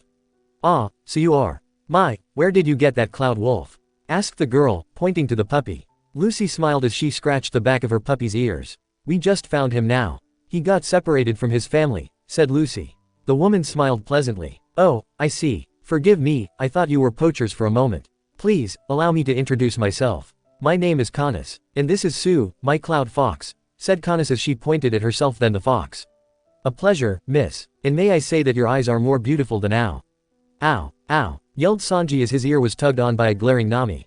When he was released, Nami took charge. Sorry to be a bother but do you think you can tell us more about this place? We just arrived here, she said. Canis nodded. Certainly. Oh look, there's my father on his waiver, said the blonde angel as she pointed at a man sailing and flying through the sea of clouds on a little boat contraption. He had wings like hers, only he had balding brown hair and odd goggles. "Hesso, Canis," he called from the waiver. "Hesso, father," Canis called back. "Can't you say hello like normal people?" asked Lucy, a bit annoyed by their greeting. Canis's father gave a yell as he crashed onto the island on his odd boat. Everyone ran over to them as he sat up and rubbed his head. "Ah, that could have gone better than expected. Oh Canis, you made some friends?" asked the man as he stood up. "Yes father. They are Blue Sea people," said Canis. The man gave a smile. "Hello, my name is Paciea. Welcome to Angel Beach," he said. Everyone said hello and there was a sudden growl, coming from Lucis in her new puppy's stomach. "Whoops, sorry, I didn't eat anything in forever," laughed Lucy while her pup gave a bark of a laugh. "Well, why don't you all come for dinner? We would like to have guest over," said Paciea. "Sounds good. Mind if I help with dinner? I'd love to see what kind of foods I can make here," said Sanji. "Of course you can help. The more the merrier," said Paciea with a smile. Nami was looking over his waiver. "Say, if you don't mind me asking, how can you sail this boat with no wind or sails?" she asked. "Oh, you must never heard of dials. Would any of you like to have a ride?" asked Canis. Lucy nodded and she handed her cloud wolf to Nami. "I want to. Looks easy," she said as she hopped on the waiver and pressed on a pedal. The machine roared to life and it sent Lucy at a high speed. Lucy yelled as she went in crazy directions before the waiver bumped into a hard cloud and sent her flying into the cloud's sea. Zoro took action as he kicked off his boots and strapped off his katanas and dived into the ocean of clouds. A few minutes later, he came back with Lucy in his arms. "Thanks, Zoro," said Lucy with a small smile. "Anytime, Captain," replied the green-haired man as he placed her on the ground. "Are those two lovers?" whispered Canis to Nami. "Eventually they will be," said the redhead. "I'm sorry that you fell off, miss. Are you in any pain?" asked Paciea. Lucy shook her head and her pup began licking her face with small whimpers. "I'm okay, Luffy. I'm okay," she said as she patted the wolf. "You named him Luffy. How come?" asked Chopper. "'Cause he's fluffy. Just take away the L," said Lucy, once again using her logic that never made sense. Nami gave the waiver a go and she rode it perfectly, as if she were a pro. "Show off," called Lucy, kind of pissed that Nami had learned to ride that thing in a matter of minutes. "Ah, don't be jealous, Lucy. Say, is it okay if I ride this for a while?" asked Nami from the waiver. "Go ahead, be our guest," said Paciea as he led the rest of the gang all the way to his home on the upper clouds. As they entered, Lucy stood at the threshold, staring at Nami in the distance as she rode the waiver. "Something wrong, Lucy?" asked Zoro when he noticed that his captain wasn't coming in. Lucy pouted as crossed her arms. "How come she's not falling off? It's not fair," she mumbled under her breath. Zoro shrugged. "Who knows? They do say that a true way to tell if someone's a witch is if they swim and fly," he said with a bit of a joking voice. Lucy's pout turned into a small smile before she laughed and shrugged. "Guess you're right. Come on, let's see if get some grub. Me and Luffy are hungry," she said as she walked in with her puppy. Zoro chuckled and he followed her inside. When they got in, that sat in the living room with Luffy, Usopp, Sanji, and Robin. Luffy took a nap in Lucy's lap and Lucy stared at him for a while. "Hey Canis, do you think you know where Luffy's wolf pack may be?" she asked. Canis was holding a shell-like object in her hand. "He may have come from the upper yard. That's where all cloud wolf packs originate from," she said. She then handed the object to Lucy. "Here, this is a dial. This is similar to the dial used to sail the waiver. Try speaking into it," said the blonde. Lucy shrugged. "Sure, Usopp is an idiot," she called. "Hey," yelled Usopp, insulted. "Okay, now press the apex of the dial," said Canis. "The what now?" asked Lucy. "She means the top of it," said Usopp with a small glare. Shrugging, Lucy pushed the apex. "Usopp is an idiot. Wah, the shell's making fun of Usopp, too," cried Lucy in alarm. "Hey, what did I do to it?" complained Usopp. "That is called a tone dial. It can record and play back voices. The dial we use on our waivers are called breath dials, which blow out wind," explained Canis. "Wow, that's so cool," exclaimed Lucy as she played around with the tone dial. "To tell the truth, I don't think we could ever live life without the dials. We use them for almost anything," said Canis with a small laugh. Just then, Sanji and Paciea rolled in dinner, all assorted skyfish and fruits. Everyone dug in and Sanji noticed something. "Say, where's Nami?" he asked. "I think she's still riding the waiver," said Lucy with a mouthful of sky shrimp. "No, I don't see her," said Sanji. Everyone paused from eating and the two angels looked worried. "Maybe, oh no, I hope she hasn't gone into upper yard," gasped Canis. "What's wrong with that place?" asked Usopp. Canis looked at them all worriedly. "Because that is sacred ground. That is God's land," she said. Everyone gasped in surprise. "God's land, that's, evaluate," said Robin. "Believe us, it is true," God resides there and he will kill anyone who enters his land, said Pasea. Sanji stood up. Well then what are we waiting for? We gotta save Nami before she gets killed, he exclaimed. But that's life or death, exclaimed Canis. Lucy looked at them with a small smile. So, we've faced through life or death every day. Besides, you said that Luffy could have came from there. Maybe we can find his family there, too, she said. Luffy gave a bark and licked at Lucy's face. If Captain's okay with it, then so am I, said Zoro, backing up Lucy. Me as well, said Robin. Me too, chocked Chopper and Usopp in scared tones. Canis and Pasea looked at each other before Canis nodded at them. Very well, but we're warning you. Once you anger a god, then you can kiss your life goodbye. Chapter 22, Second-Degree Criminals. Everyone sat in silence, waiting for Canis to explain to them about God's land. If they wanted to get Nami out of there, they had to get all the inside info on it first. Alright, here's how it goes. As I've said before, the upper yard is a place that is forbidden to enter. It is known as God's land, which is ruled over by the god, Eneru, said Canis as she petted Sue. Is this Eneru as bad as you say? Asked Chopper. Canis tensed a bit, her shoulders stiffening. I've heard rumors but he's said to be merciless. He can kill anything he wants, if it crosses and or disrupts his land, she said. Really? That seems unfair, stuttered Usopp, sweating a bit. He doesn't have to be fair. He's a god, muttered Zoro as he stared at his glass of water. Lucy gulped down some soup, not really seeing the bad situation, like always. You were right, Zoro. He doesn't want anyone to set foot on Upper Yard. It's his domain. It's absolutely forbidden to enter, said Canis. They all heard a giggling and they all looked to Lucy, who had a giant grin and sparkles shining around her. The Straw Hats nearly groaned. They all knew that look. A place we can never set foot on. Ruled by a god who will kill anyone who enters? Asked Lucy in a continued excited voice. Usopp made a mad dive and grabbed the captain by her shoulders. No, no, no, no, no, no, no, Lucy. You heard Canis. We can't enter that place. We'll die if we do. Are you listening, Lucy? Are you? Begged the sniper with wide and pleading eyes. Lucy's dark eyes continued to shine. We might die. It's absolutely forbidden, asked the excited pirate, bouncing on the balls of her feet. Usopp collapsed into a heap, anime style. Lucy giggled and she waved her hand as she took a roll from the table. Relax. Really, is that something I would do? Go to some place I'm allowed to go to? She asked as she ate her roll. Yes it is, grumbled the crew in unison. Are there any more consequences we should know of entering his land? Besides death? Asked Robin from her seat next to Canis. No, death sums up most of it. I just really hope Nami hasn't gone that far, said the blonde angel as she stroked her sky fox. Lucy stood up from her seat suddenly and she walked to the door. I'm gonna get some air. Be back in a few minutes, she said quietly. Luffy stood up from his position on the ground and he followed the team captain as they walked outside silently. Everyone looked at each other before Zoro stood up. I'll go check what's up with her, he said, walking out of the door and spotting Lucy sitting at a staircase, Luffy lying on her lap as her hand stroked his back. The first mate walked silently to his captain and he took a seat next to her, saying nothing. After a long silence with soft winds blowing, Zoro spoke. So why'd you walk out? He asked. Lucy kept her head down for a while, her short hair blowing with the soft breeze.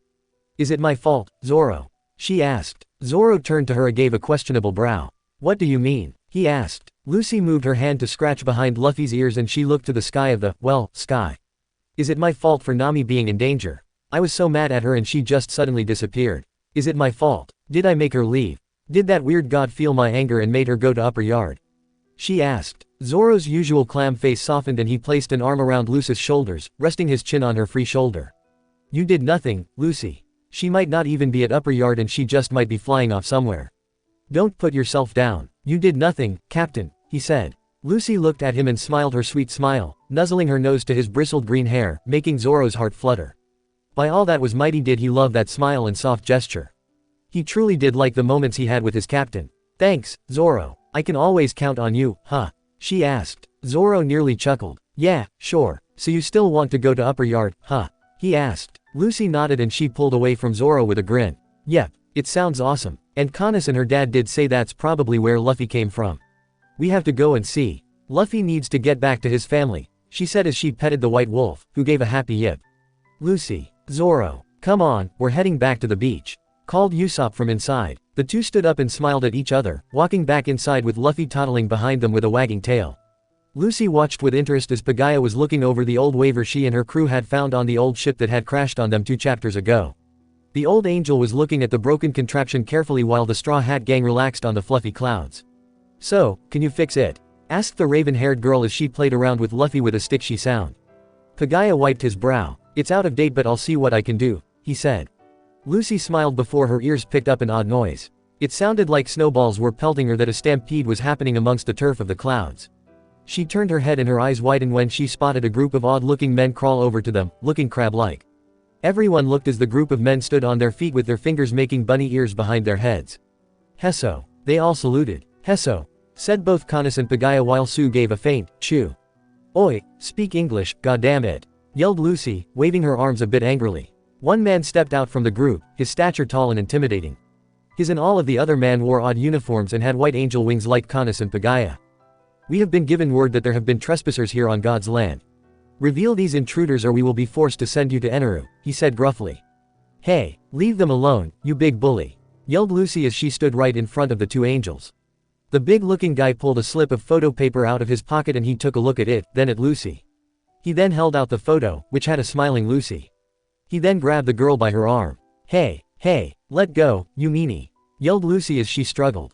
The man glared at her and then looked to all of them, Zoro and Sanji ready to attack him for manhandling their captain. You are all under arrest by the White Berets. Come with us quietly or we will use force, he yelled. Lucy made a hoarse sound with her lips and she suddenly leapt in the air, taking the guy with her. Throwing her free arm and the occupied one around her like twining strings, Lucy made herself into a ball and her arms then snapped around, her fist and the big guy hitting all the men. Gum fireworks, she yelled as the attack finished, her landing on the ground easily with every one of the enemies knocked out cold. Well, that was fun, said Lucy smiling, her look so innocent as if she had never done a thing. Pagaya gave her a worried look. Lucy, I suggest that you and your friends get out of this area immediately. Eneru will surely grow more mad at finding out that you took out the White Berets, he said. Lucy pouted. Really? That's just crummy, she muttered. He, you should listen to the old man, criminal, hissed a voice. Lucy's head whipped around and Zoro and Sanji were already by her sides, ready to help her. You should have just listened to my orders, little girl. The voice was recognized as the leader of the White Berets. Because now, you and your crew are hereby known as second-rate criminals. Get ready, to face God's judgment, yelled the man's voice as he disappeared through the trees. That was weird, said Lucy. They all suddenly heard the noise of a motor and they all turned to see Nami racing on the waver. As soon as she parked on land, Lucy pounced on her and affectionately nuzzled her like a lost puppy. Yay, Nami's back, Nami's back, Nami's back, she cooed excitedly. Nami gave a light laugh as she ruffled the younger girl's hair. Wow, you missed me that much? She asked jokingly. The two got up and they walked back to the group. Oh my dear and sweet Nami, where have you been, my love? Asked Sanji with kissy lips. Nami's face went serious. I was on the waver and I spotted some island. I have to tell you, some crazy things were going on over there, she said in a near quiet tone. The good and happy air around them died down at those words. What do you mean, Ms. Navigator? Asked Robin. Nami eyed the ground, her eyes half closed. Just bad things, I don't feel like talking about it, she muttered. Everyone was again silent until Usopp broke in it. Well, I suggest we do leave, guys. I mean, we got what we came for, right? Skypia exists, yay. Now can we just get back to the Blue Sea? Huh, there is a way back, right? Asked the nervous sniper. Kanis looked at the ground for a second. Well, there is one way you can use. If you can make it past Cloud Way, then you will be sure to return to the Blue Sea, she said. Cloud Way? Asked Sanji. The blonde angel nodded. It's a region that's not too far from here. You can get there by going across the White Sea, said Kanis. Nami smiled and nodded. Okay, then we'll just take that way, she said. Ah, do we have to go? I wanted to explore more, whined Lucy, her pout returning. Nami punched her behind the head. Yes, we have to go, Lucy. Come on, you can explore another place later. Let's get going guys, she said. Lucy and a few of the others let out grumbles. Lucy suddenly stopped in her tracks and ran back to Pagaya. Hey, old man, is it okay if we can take some leftovers? That food was super yummy, she said. Pagaya smiled, despite having a thick beard. Of course, Lucy, he said. Lucy cheered and she rushed over to Sanji, taking his hand and dragging him with her up the stairs. Come on, Sanji, let's make some more grub, she chanted. Sanji chuckled and nodded, following his eager captain up the staircase. Hey, I need to go up, too.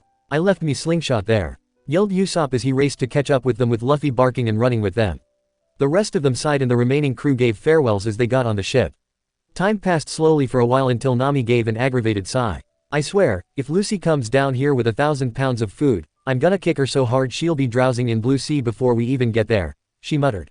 Suddenly, the ship gave terrible tremors and everyone either grabbed whatever they could hold onto or dived to the floor as the ship was suddenly lifted into the air by something. The hell? What's happening? Exclaimed Nami as she, Sanji, Robin, and Zoro looked over the railing with Chopper hanging onto the mast for dear life. The four of them gasped as they saw the Going Merry was caught in the claws of a giant crab, the logo, God, painted right at its side. It's stealing the ship, exclaimed Chopper. Yeah, along with us. Everyone hold on, exclaimed Zoro as the crab suddenly began crawling at an accelerating pace across the sea of clouds. Sanji's head snapped up and he looked around, stopping his work at preparing small bentos for the trip back home. Something wrong, Sanji? Asked Lucy as she licked off some cake batter off a spoon Sanji gave her. The blonde man looked out a window and gasped as he saw the ship sailing away from Angel Beach at high speed. What the hell? Something's taking the ship, he exclaimed. Lucy, Usopp, Kanis, and Pagaya rushed to the window with Sue and Luffy yapping like crazy. Oh my, I believe that Eneru had discovered you're here and he's taking your friends to be punished. Exclaimed Pagaya. That's not fair. Where is he taking them? They did nothing, exclaimed Lucy. Pagaya looked at his daughter, then the three straw hats. You trespassed without paying the entrance fee. That must be why the white berets came for you. Oh, this is not good, said the old man to himself, rubbing his chin. Well, is there any way we can get to them? Come on, we can't just let them die, said Sanji. Kanis looked at the ground. There is one way. You must go to Upper Yard. That is most likely where Eneru sent them. But please, believe what I said earlier. Eneru takes mercy on no one. You three may not come back alive, she said. Lucy stepped up to her and gave her trademark grin. I don't care about that. Our friends need us and we're not leaving until we get them. No crewmate is left behind. Now Kanis, I want you to tell us how to get to Upper Yard. Captain's orders, she said. Oh, my lovely Lucy. You look so gorgeous when taking charge, swooned Sanji, bowing at Lucy's feet. Wow, Lucy's looking really like Captain, thought Usopp with slight amazement. Lucy then picked up Luffy and she cuddled him. Sides, it'll give us a chance to go to Upper Yard. And we can get Luffy to his family, too, said Lucy with a smile. Luffy barked happily while the other's sweat dropped, knowing that Lucy wanted to go to Upper Yard all along and that this was her time to tail the advantage. Okay, since Captain's ordered it, Kanis, will you tell us the way to Upper Yard? Asked Sanji. The angel nodded but with a slightly worried look. Very well, but you must be careful. The journey itself is very difficult. Chapter 23, Lucy the Goddess. Lucy, Usopp, Zoro, Nami, and Sanji hoisted themselves up as they made it on top of Giant Jack, a large and enormous beanstalk that led to God's shrine, where Eneru was supposed to live. A few hours ago, they had reunited the group after dealing with the God's priests, a few warriors called the Shandians, and many other series of incidents. They had finally reached the God's domain. After Gonfall had came, saved Chopper and the Going Merry, and got himself injured, Chopper and Robin offered to stay behind and look after him while the rest of the crew investigated. The group crept quietly to the soiled island, Usopp letting out a small whistle at the sight. The whole area was filled with the most amazing sights. Dark green grass covered the entire land, wild flowers and rare flowers of every sort planted and trees filled with rich fruits were there as well. Near there was a large shrine, bigger than a tavern and much more fancier looking to be called a shrine, what with its ivory-colored walls and its colorful paintings. The whole team looked around before Zoro suddenly gave a quick look to the sky. Look out, he yelled suddenly, knocking to the ground as a thunder ran through the air. The rest of the crew ran and did the same, all of them making it quick to safety as a bolt of lightning struck where they just stood. A deep crater had formed where they had stood and a chuckle from afar caught their attention. My, that was quite the quick dodge. Now just hold still on this next one, Blue Sea people. You'll feel nothing, I promise, said a smooth voice. A person then walked into the scene, giving the small party a chance to see who they were up against. He was very tall, towering at what looked more than 6 feet. He was pale and muscular, showing his upper body off since he wore no shirt. His pale blonde hair was covered by a white bandana and his trousers were orange with a dark blue sash and another lightless slash around his waist. He also wore 4 tomo drums attached around a ring to his back, anklets and bracelets, and his ear lobes were extremely long as well. His eyes were amused in their light gray color. Everyone got to their feet and took wary stances. Are you Eneru? Asked Nami. The man gave a dark chuckle. Why, yes I am. And you must be those ridiculous Blue Sea people who have been trying to get here. Tell me, what do you think you will accomplish? That so-called gold? He asked. Lucy shook her head and glared. We're here to stop you from terrorizing this place. You have no right, she yelled. Eneru gave a laugh, his hands suddenly rising as a ball of lighting formed in his hands. Silly little girl, I can do whatever I like. And why is that? It is because I am God. He yelled, launching the attack. The crew took their own ways, running and jumping as the attack struck the ground. All of them gave yells as electricity bounced around and flew them in different parts of the paradise. Eneru took a quick look and smirked as he saw that Lucy was the farthest away from the group. He gave an amused look as she stood up and began charging at him with her fist thrown back. Very well, if this is how you wish to die, then so shall it be. 5 million very, he yelled, unleashing a larger amount of electricity to Lucy and hurtling it towards her. Everyone gave exclaims and shouts to their captain, but Lucy wasn't listening, her heels digging into the ground as she stopped and witnessed the lightning shoot to her. She gasped and froze, the attack hitting her dead on and electricity bouncing everywhere. Lucy! Exclaimed the crew, their eyes widening as smoke flew through the air. Eneru smirked and crossed his arms. As you can see, no one can survive something such as that, he said proudly. Achoo! Sue's me, dust got in my nose. Everyone blinked and gasped as Lucy walked out of the dust cloud, her clothes torn a bit and her hair messed up with her hat as well, but not a scratch on her. Everyone was shocked, but no one looked more as shocked than the so-called god. Lucy, how did you survive that attack? Asked Usopp. Lucy scratched her head and tilted it. I don't know. It kind of tickled but I really didn't feel anything, she said. Nami looked thoughtful for a second. I guess it was because of your devil fruit. Rubber can't conduct electricity, so I guess we can assume it is that much, said the orange head. Everyone nodded in agreement and Lucy turned around, seeing Eneru walk to her with his hand out. Lucy, get away from him, yelled Sanji, he and the rest of them seeing that Eneru had a shadowed look on his face. Lucy was about to take her cook's advice when the god finally reached her, his tall figure looming over her like a tower. Lucy flinched the slightest as the god reached for her, but then she and everyone was surprised when the pale man got on both knees before Lucy, taking her hands and kissing the top of them gently. Everyone gasped and reacted. Usopp flailed, Nami gasped, Sanji fumed while Zoro joined with him, the both of their angers setting off. Never in my life have I seen anyone withstand an attack of mine. And never have I seen such a lovely and beautiful creature. Tell me, what is your name? Asked Eneru, smiling earnestly at Lucy. The black-haired girl smiled back, not noticing the way he was acting to her and completely forgetting that he attacked her. My name's Monkey D. Lucy. I'm gonna be the queen of the pirates, she said. Eneru kissed her hands again and stood up, bowing his head the slightest. Such a lovely name for an adorable maiden. And please, forgive me for my behavior. I did not know I was about to strike a woman who had a powerful goal set in mind, he said, eyeing Lucy with his gray eyes. She was the most amazing female he met. Strong, brave, beautiful, sweet, innocent, cheerful. He couldn't ask for any more. He wanted her. Thanks. You're not going to hurt me and my friends again, are you? Asked Lucy, looking up at him with her innocent brown eyes. The blonde man felt hypnotized by those eyes. I will do no such thing. In fact, I invite you and your friends to stay for a while, for it seems you've all gained injuries along the way and I am sure you need some rest. Would you like to, Miss Lucy? He asked, bringing up his free hand and tracing his fingers lightly against the blacket's cheek. Lucy, I don't think. Sure thing, I hope there's a load of meat, cause I'm starved like crazy. Cheered Lucy, jumping up and down. Sanji walked over and placed a shoulder on the jumping girl. The god glared at him when the cook touched the object of his affections. Lucy, I'm not sure this is a good idea. We should just get going, you know. Asked Sanji. Lucy gave a pout. But Sanji, I haven't eaten anything since yesterday. And I'm super duper hungry. PLLLEAAAASSSEE. Pretty please with meat flavored candy on top. She asked, pouting ever so cutely. Sanji sighed at that look and threw a warning look to Eneru. Fine for one day only. But we all head back to the ship, rest up, and leave tomorrow morning. Deal? He asked. Lucy nodded and turned to Eneru. By the way, can our friends come up here? There's Chopper, Robin, Luffy, and Gonfall, she said. Eneru waved a hand. My servants will assist Gonfall. The rest of your party may come up and join us if they like, he said. Nami gave a look. I guess. Hey, Usopp, Sanji, you guys get the others to come up here. We'll meet you inside, I guess, she said. The two men nodded uneasily and they went their way. Eneru suddenly hooked his arm around Lucis and leading her to the shrine with a fuming Zoro and self-conscious Nami following. Miss Lucy, we must change you out of those clothes. Why don't you go to the wardrobe room while me and your friends shall wait for you in the dining hall? Asked Eneru, only imagining what sort of silks Lucy would look best in. Lucy looked at her dirtied vest and shorts and gave a shrug.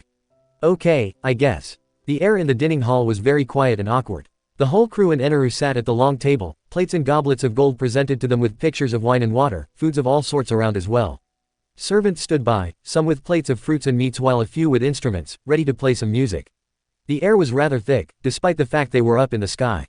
The silence was really bad. No one dared to speak. Not even Robin had any questions. Finally, someone broke the silence. Nah, why are skirts so itchy? All of them looked to the doorway and Eneru and Zoro tried the best to suppress their jaws from hitting the floor. Lucy walked over in what looked like a one-strap dress, her one shoulder bare and the color of the dress was a rich white with golden birds stitched along the knee-length hem. White and handless, elbow-length gloves covered her arms and black strapped heels wrapped to her knees. She also wore silver-colored anklets and bracelets with a white flower ornament in her hair and her hat in her hands. If her hair was blonde and if she had angel wings, she could look Skypian. Eneru stood from his seat and walked over to Lucy, taking her hand and leading her to her seat next to his. Zoro grew more angered as the pale man pulled Lucy's seat for her and the two sat. Absolutely gorgeous, Miss Lucy. This silk is one of the rarest and it makes your skin glow ever so, complimented Eneru, his eyes traveling up and down at Lucy's body. Lucy shrugged and smiled. Those nice people in there were the ones who picked it. I just wish I could wear my hat. And I wish this skirt wasn't so itchy, she said, scratching at her hip and taking a large sum of bread and meat in her hands. Eneru gave an amused chuckle and Zoro nearly let out a growl of jealousy. Why was this guy suddenly acting so friendly to Lucy? Just what the hell was going on here? So, Miss Lucy, please, tell me of what your desires are and what you have done so far. What part of the Blue Sea were you born in? Let me know everything about you, he said, dropping his voice the slightest. Lucy smiled and chatted about those questions and ate her food, she being the only one eating. Eneru grew more and more fascinated with her. She sounded how he thought she would. His desire for her grew rapidly. He only had to woo her and court her, play his cards right, and she would be his just like that. Just then, a servant entered the room. Lord Eneru, the preparations have been done as you asked, he said. Eneru waved him off and he helped Lucy to her feet, a piece of meat still midway past her lips. Miss Lucy, I would like to apologize more properly for attacking you and your crew. Would you please follow me? He asked. Lucy shrugged and nodded, finishing her piece of meat and following Eneru. Her crew followed also and the group walked all the way behind the large shrine in the Blue Sea. People's eyes widened as they saw the magnificent garden that lied ahead of them.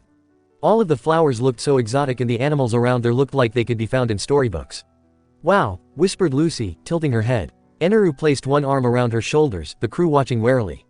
Is it to your liking? It's my personal garden that has been kept here since my rule and I would like to give it to you as an apology, Miss Lucy, he asked, watching Lucy's eyes sparkle. Yeah, can I walk around for a while? Asked Lucy. But of course, said Eneru, his eyes never leaving Lucy as she skipped along the blue-gray stones of the garden, his goddess, stopping every once in a while to look, smell, or caress a flower. Lucy then turned and waved. Thanks, Eneru, she called, casting a dazzling smile that sent the god's heart aflutter. Hey, don't the rest of you guys find this a little weird? Asked Nami, looking around and whispering. Yeah, why do you think he's suddenly becoming all nice all of a sudden? Asked Usopp. Perhaps he's became infatuated with our captain, suggested Robin, her eyes all knowing. Sanji cracked his knuckles. Well, if he even tries to disrupt that angel's innocent, I'm drop-kicking him 3 seas under, he muttered. Save some room for me, crappy cook. He isn't taking Lucy without a fight, said Zoro, looking even more angrier than Sanji. He then looked around and noticed that the people in their conversation were gone. Shit, come on, let's find them. Oh, the islands in the south are warm, and their heads get really hot.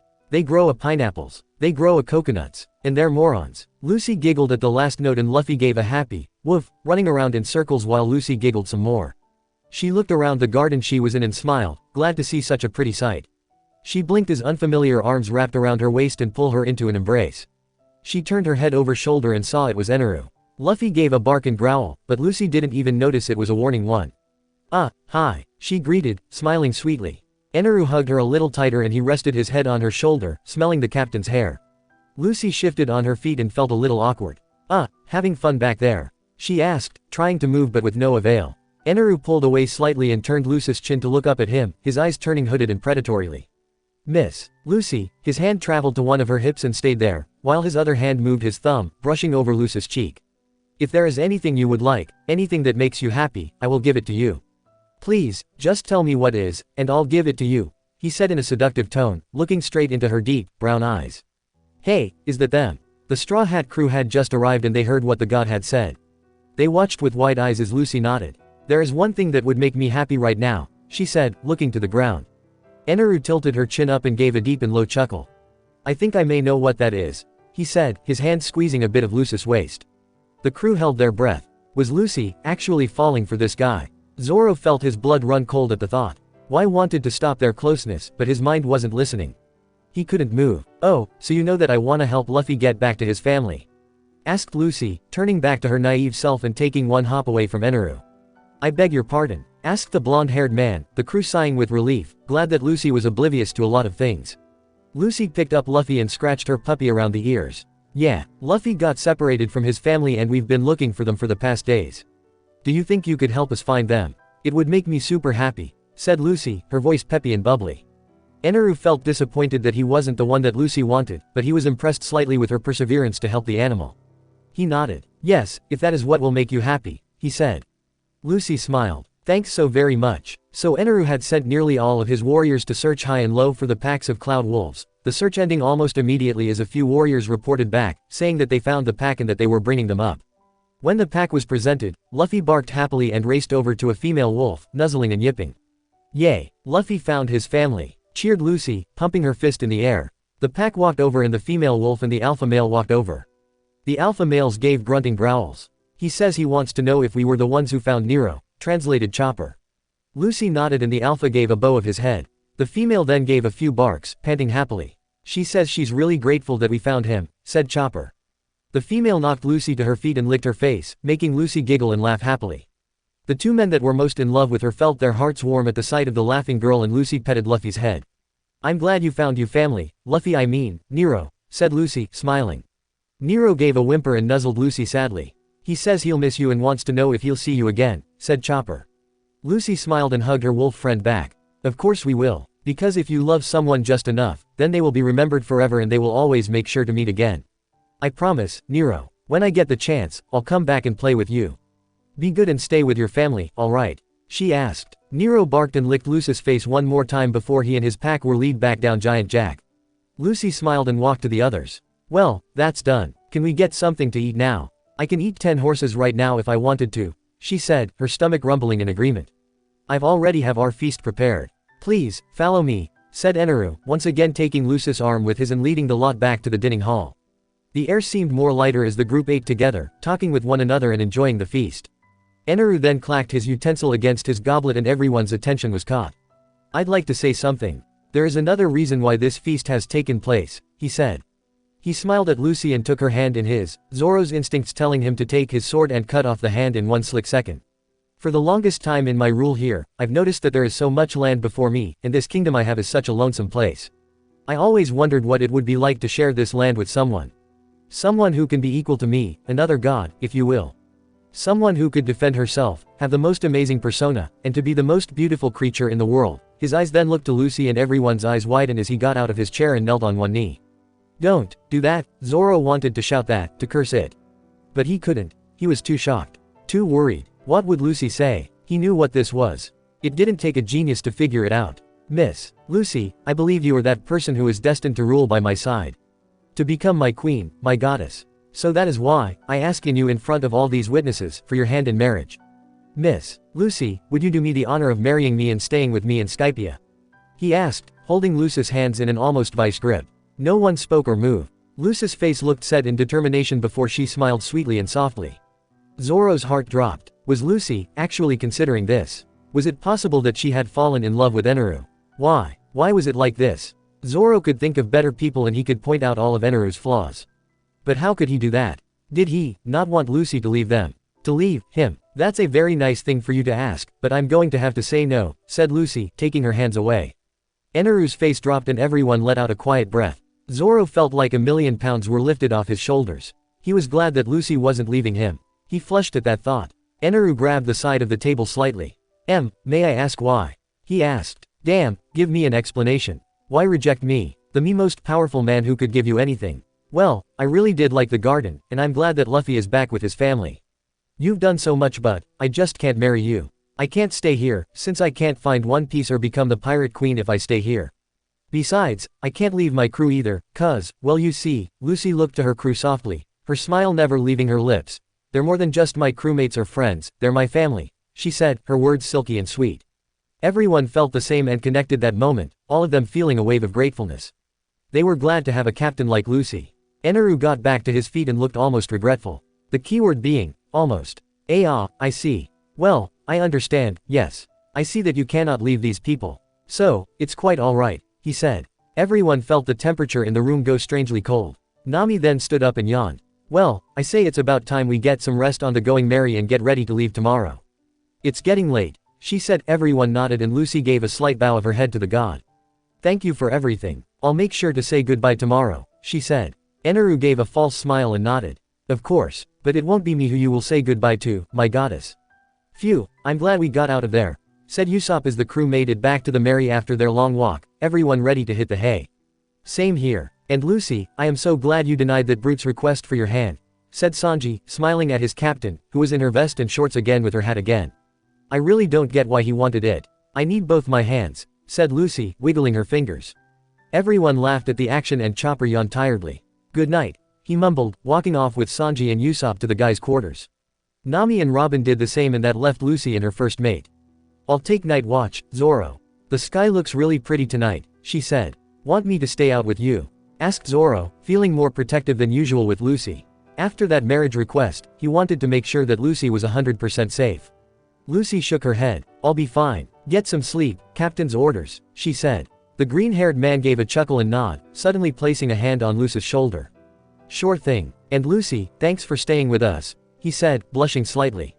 Lucy giggled and nodded, giving Zoro a quick hug before he left off to the men's room with a good night. Lucy smiled and she made her way to the crow's nest, ready to do her shift.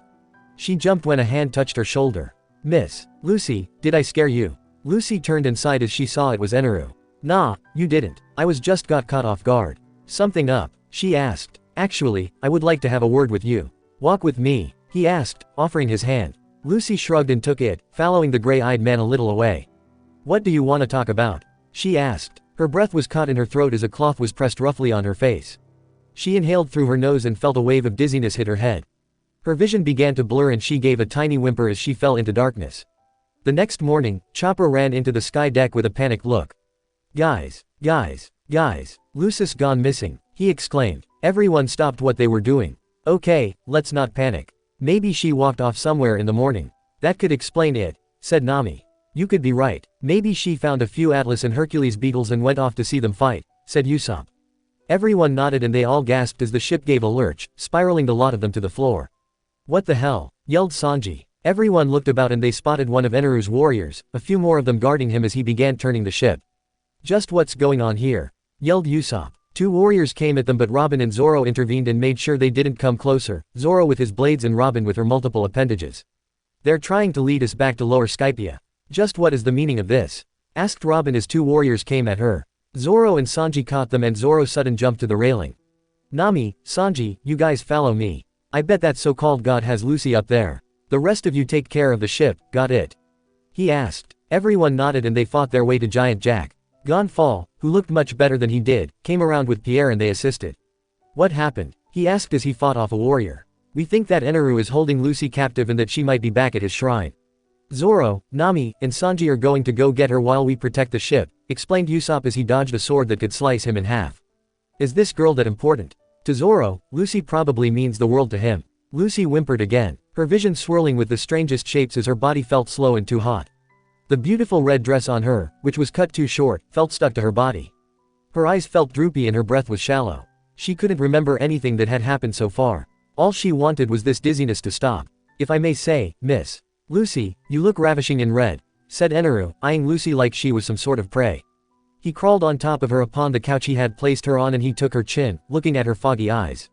Even your face is red. My, you look so editable in this weakened state. And this collar you wear makes you look oh so submissive, he cooed, fingering the red collar that was preventing Lucy to use her devil fruit abilities, for it was coated in melted sea stone. Please, stop, she slurred, moaning as her stomach did some backflips.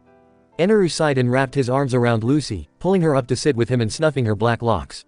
Why are you so afraid? Here, let me hold you for a while, he said, rubbing her back. Lucy weakly tried to pull away for him. No, why you can't hug me like this, stop, she said in small breaths, whimpering and feeling like crying.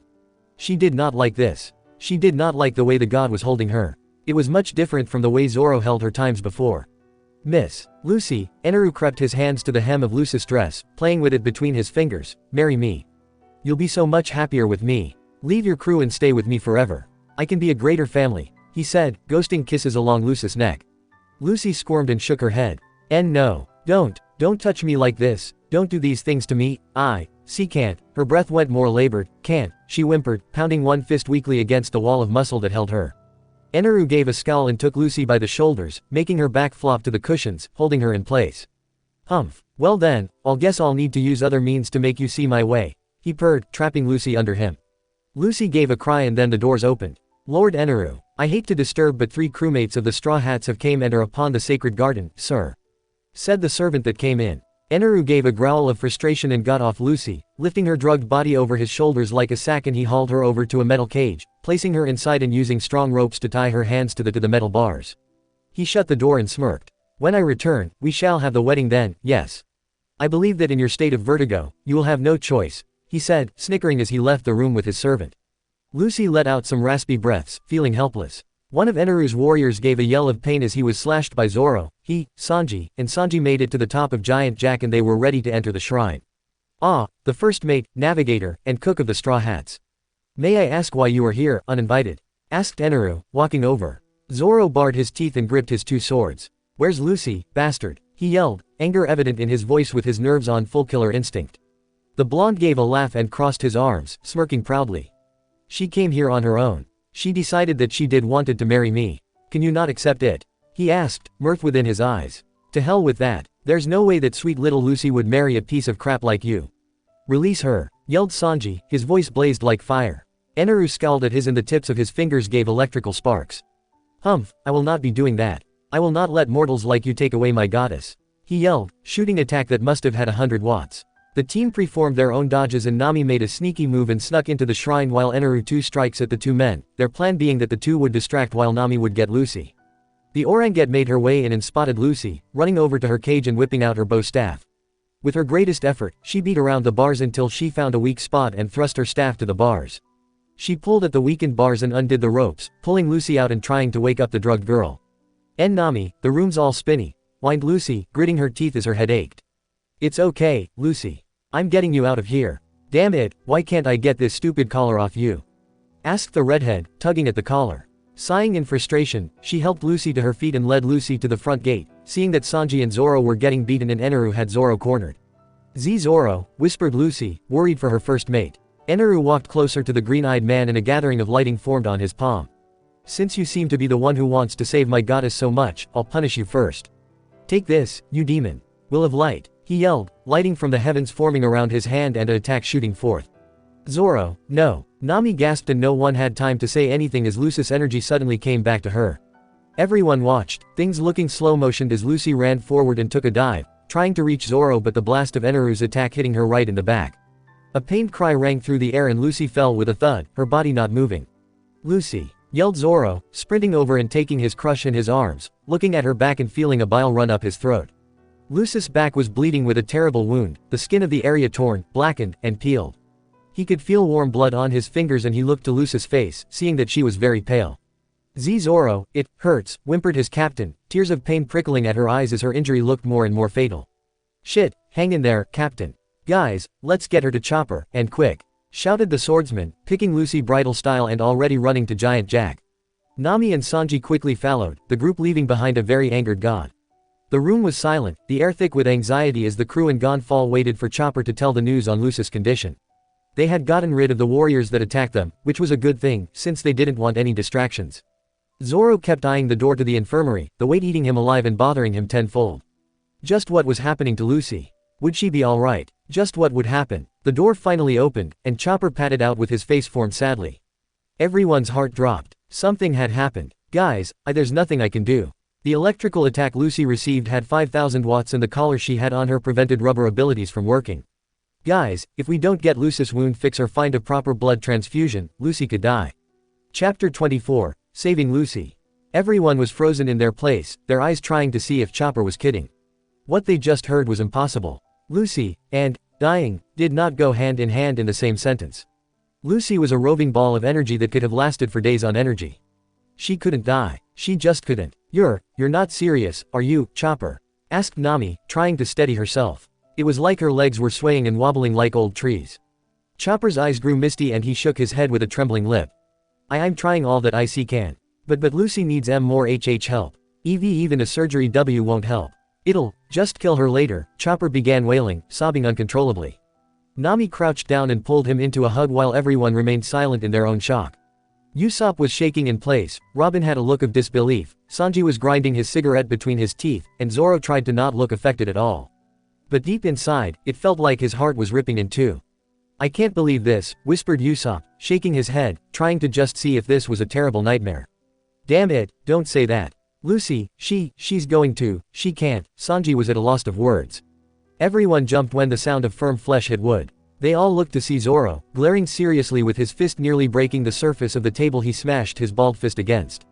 Can't you do something? We can't just let her die like some animal. He yelled, his breathing heavily hissing through his teeth. Chopper trembled and looked at the ground. I was lucky enough to prevent her wound from bleeding so much, but her bandages need to be changed every hour or so and I have her on 2 IVs, one with blood and the other with fluid that should keep her in a semi-sleep. But we seriously need to get her on serious medical treatment, he said. Gonfall suddenly looked like he realized something. There could be a way. It's risky but, if you are all willing to rescue this girl, he said. We are damn serious, right guys? Asked Sanji, his response was everyone nodding. Gonfall nodded and took out a whistle. This one was different from the one whistle because it was painted white and in the shape of a cloud.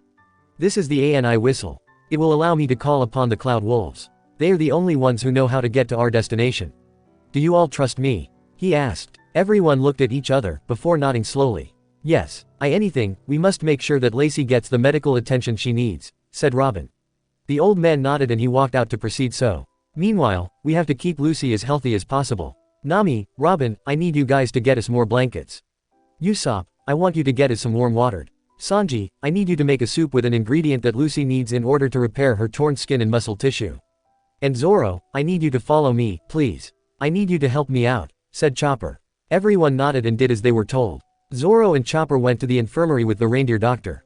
Zoro felt a shiver rack down his spine as the scent of disinfectant hit his nose. Chopper handed him a rag and he grimaced as he saw that it was giving the smell. Wiping his hands and degerming them, the two walked into the infirmary. Zoro gave a sigh as it showed that Chopper had managed to get the collar off Lucy, the item laying sliced up on the table. He looked away from it and then looked at the sad sight before him. Lucy laid twitching and stretched on the cot, her body covered in a white blanket and she wore a type of hospital gown that had a few blood stains on it, probably from her wound. She was sweating intensely, her hair sticking to her forehead and neck, her skin a sickly pale. Zoro walked over and pressed his hand slightly to her forehead. It was sweaty and cold. Lucy opened her eyes and Zoro could have mistaken them for a rabbit's. Zoro, she whispered, reaching her hand tiredly with a desperate look. Zoro took his free hand and wounded his fingers with the black-eyed girl's hand. I'm here, Lucy. I'm here, he said. Lucy smiled weakly, but it looked like she was trying to give her same carefree smile. That's good, I'm glad that Zoro is safe and not hurt, she whimpered, crumbling back to the bed. Chopper walked over with a substance in a bowl that smelt really sweet. He held the mixture near Lucy's nose. Take deep breaths, Lucy.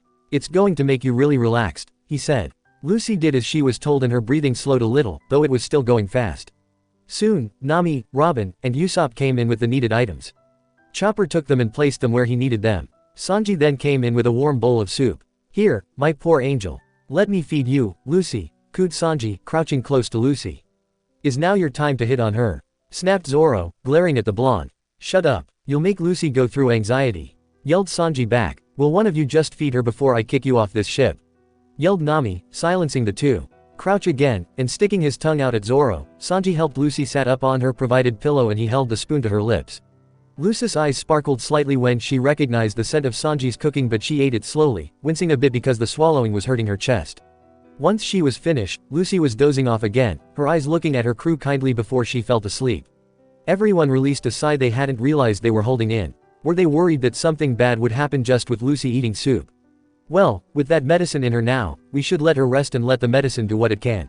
Let's go see if Gonfall has contacted the Cloud Wolves, said Robin. Everyone nodded. Zoro, can you take the first watch of looking over Lucy? Just in case something happens, asked Chopper. Zoro nodded and everyone left quietly, Zoro taking a seat near Lucy and grabbing her cold hand. With a shuddered breath, he held her hand close to him and closed his eyes. Please get better. I can't lose you, too, he whispered, clutching the smaller hand tighter. He felt Lucy's hand squeeze his back with little strength and Zoro clenched his teeth, not opening his eyes. Hey, Luce, come on, there were some Atlas beetles over here. Anne, wait up. A 12-year-old Anne gave a laugh as Lucy, at 9 years old, raced after her. They were running through the streets of Fuchsia Town, townspeople waving to the two girls. The two girls ran near the party bar and Anne surprised her little sister by pulling out a red rubber ball. Hey, let's play some catch. Mayor, Makino, Shanks, play with us, please, called Anne, grinning ear to ear. Lucy gave a gasp and her eyes widened as she was placed on Shanks's shoulder.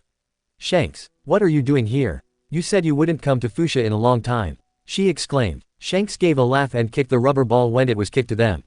I decided to visit. Wanna play some ball? He asked, catching the ball and handing it to Lucy. The little girl giggled and raised the ball to throw when everything suddenly got quiet.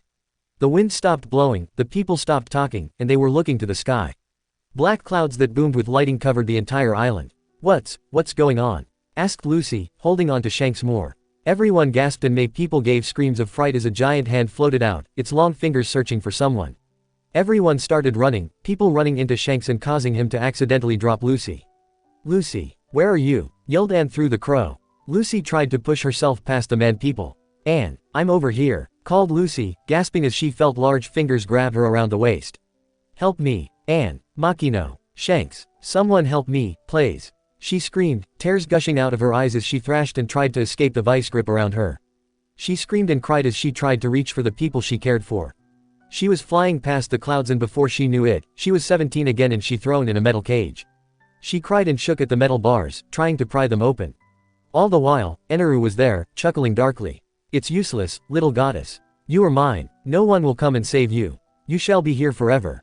Pirate Queen, don't make me laugh. You are only good to be in my possession. All hope is lost. Just submit to me, he yelled as he laughed. Lucy gave crying sobs and she shook her head. No, no, no, let me out. Take me back to my crew. Someone help me. Lucy, Lucy, wake up. Lucy woke up instantly, her vision turning into different colors as her back ached like crazy.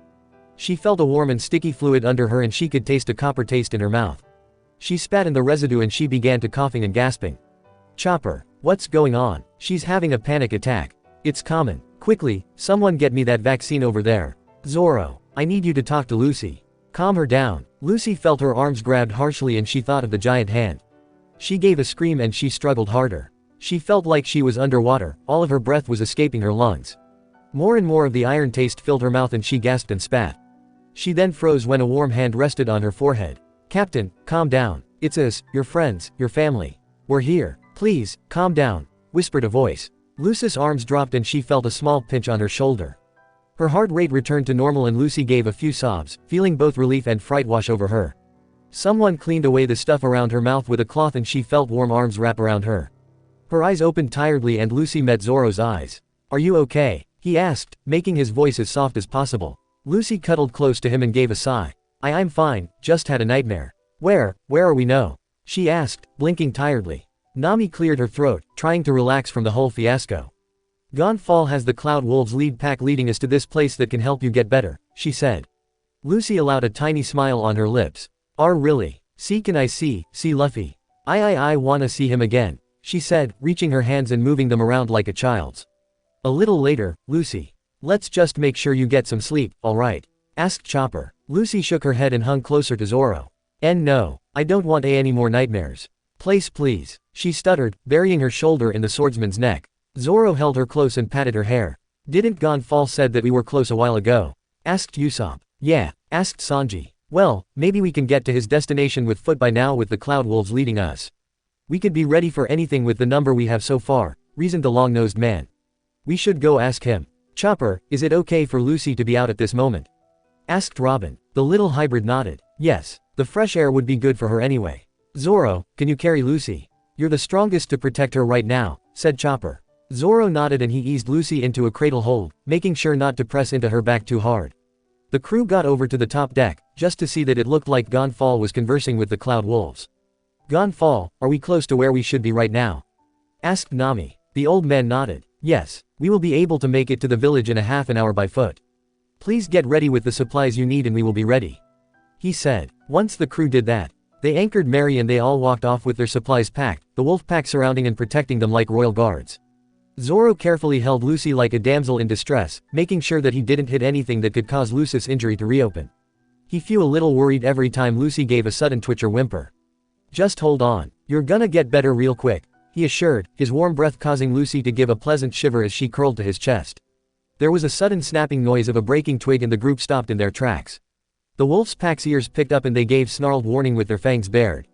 Without even knowing it, a palm tree next to them was burst into flames by a well-aimed missile.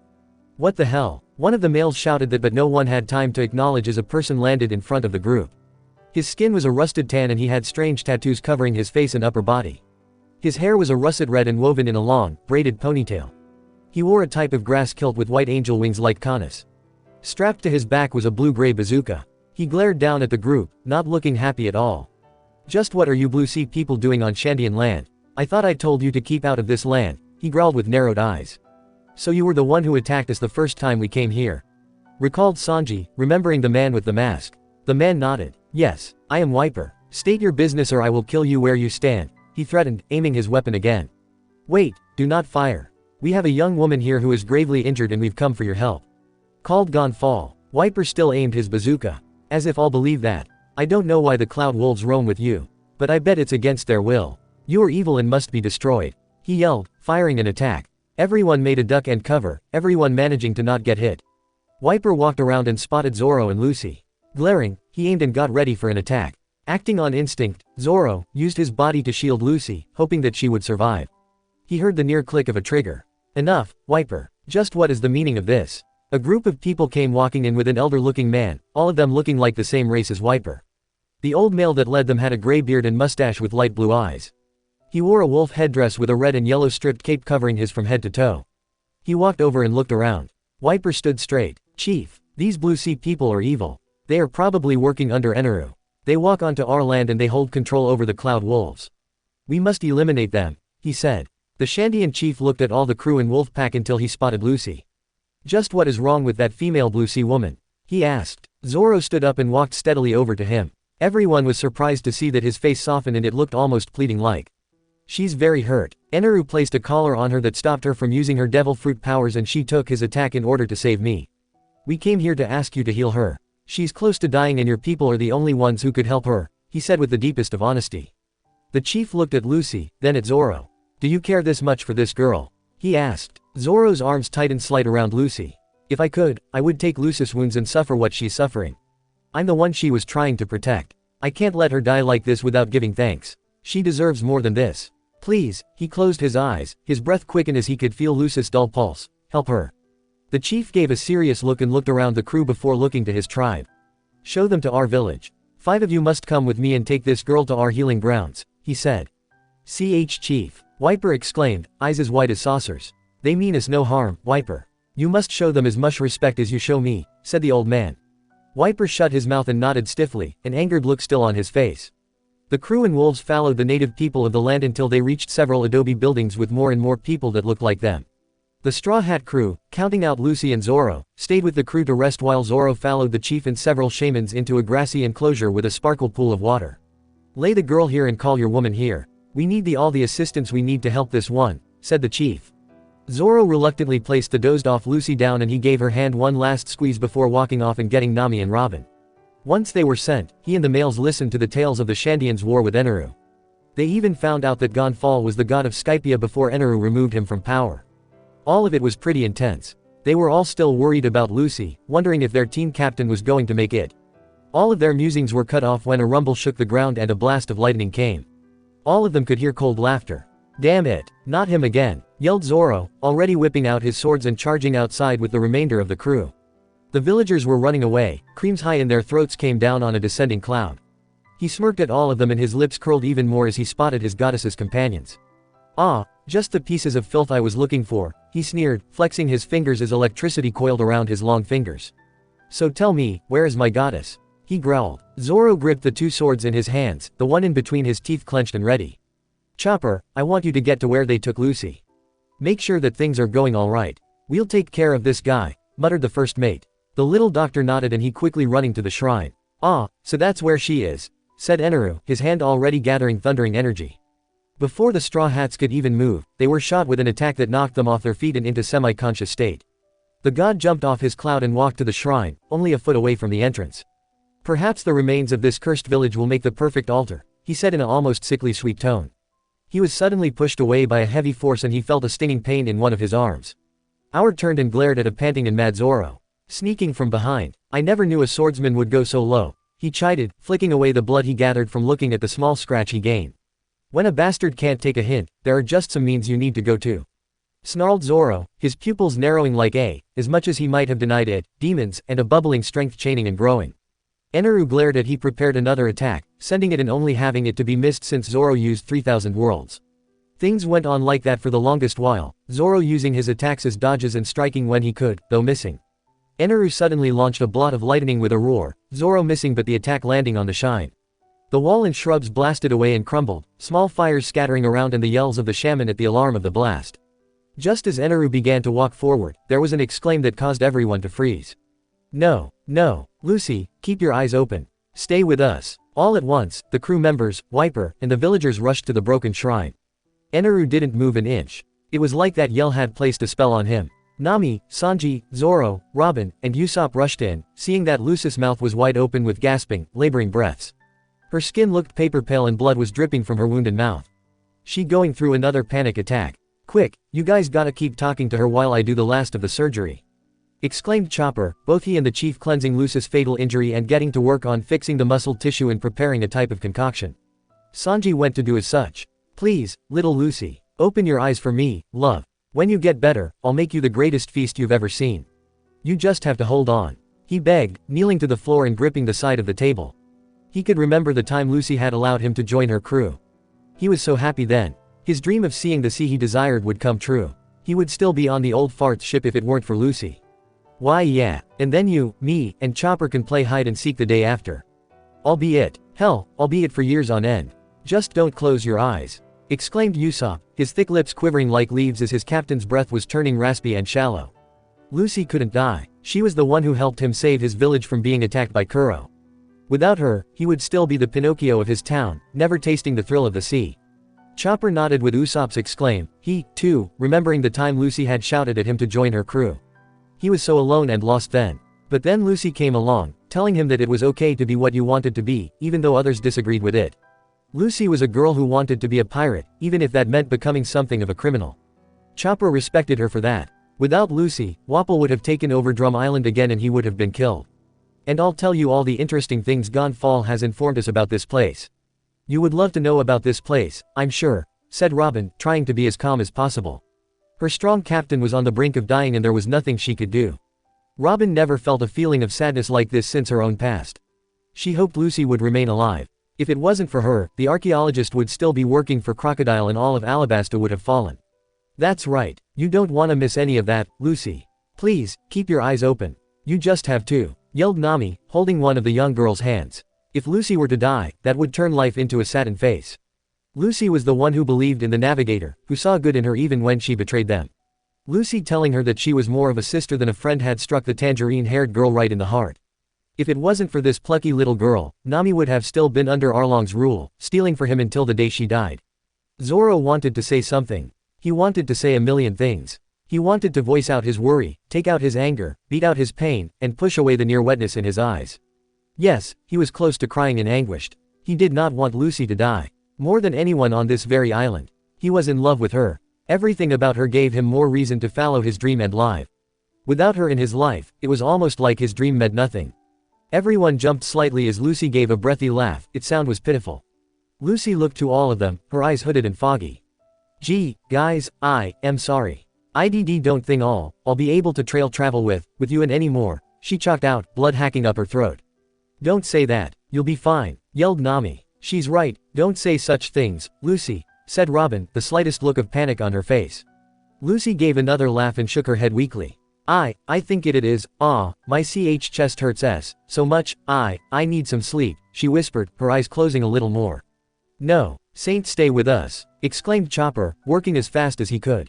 Yeah, just hold on, Lucy, yelled Usopp. Keep them open, please let me see your eyes filled with their sparkle of life, exclaimed Sanji, gripping Lucy's free hand. Lucy gave throaty choke, and she gave a ghost of a smile. At least I'm glad we made it to SK, Shy Island, thank you, EV everyone, you're my FA, Fammy, but her head dropped but as she tried to finish her last sentence, the cranium giving a dull thud. No one dared to make a noise. Chopper's paws shook and they dropped the surgical tools he was carrying.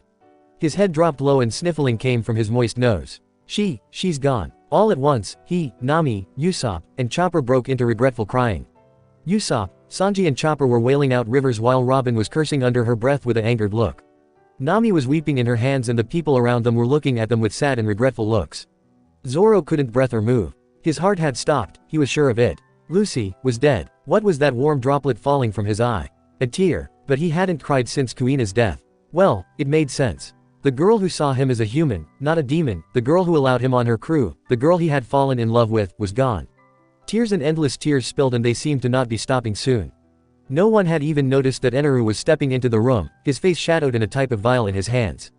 Everyone then noticed and gasped as the man poured the liquid on Lucy. Zoro roared and looked demotic. Leave her, ow. Ow. Why is Zoro yelling so loud? My back and ears hurt, ow. Everyone gasped again as they saw that Lucy was sitting up, the skin of her wound repairing itself almost magically. When it was fully healed, Lucy gave a smile. That was neat. Can I do that again? All at once, people jumped on Lucy and the crews were crying like mad, holding Lucy and shouting that a miracle had happened. Gonfal had identified the substance to be the substance that could heal devil fruit users, though the flower that was the most needed ingredient could only be found on top of Giant Jack. Zoro looked to be crying the hardest, though a small smile still remained on his lips as he watched Lucy get hugs and prayers. No one even noticed that Eneru had slipped away. Alright, are we all set and ready to go, guys? Asked Lucy, sitting on the starboard railing of the Going Merry the very next morning. Even though she was told to stay in bed yesterday and all day today, the bright and very happy girl said she would been fine and she would watch her crew get ready for their departure from Sky Island. The Shandians had shown them one cloud trail that would lead them back to the Blue Sea in a matter of hours. As they were loading up things, Lucy was waving to the Cloud Wolf Pack and the villagers. Thanks again. Hey Wiper, the next time we come here, let's have a real fight. No holding back, she called. The warrior, who had grown a brotherly sisterly bond with the young one overnight, gave a nod. That's a promise. Never back on your work, or I'll blast you to the point of no return. He called. Lucy gave a giggle and she hopped down to where her crew was, walking a little away into the wolf pack and petting Nero. I promise I'll come back. Then we'll play together a whole bunch, okay? She asked. The puppy barked and Lucy smiled. She jumped, however, when someone walked out from behind the trees. Lucy, get away from him! Yelled Zoro. He, the Shandians, Gonfal, and the wolves were ready to take the god out. They were all caught off guard as Eneru bowed his head and got down on one knee, tears actually spilling. I'm so sorry. For everything I have done. I shouldn't have put you or any of your friends through that. You were close to dying and I was only thinking for myself. If you can, find any way to forgive a monster like me. Lucy dropped to her knees and pulled the large man into a hug, making everyone gasp again. Eneru didn't move while Lucy gave a smile.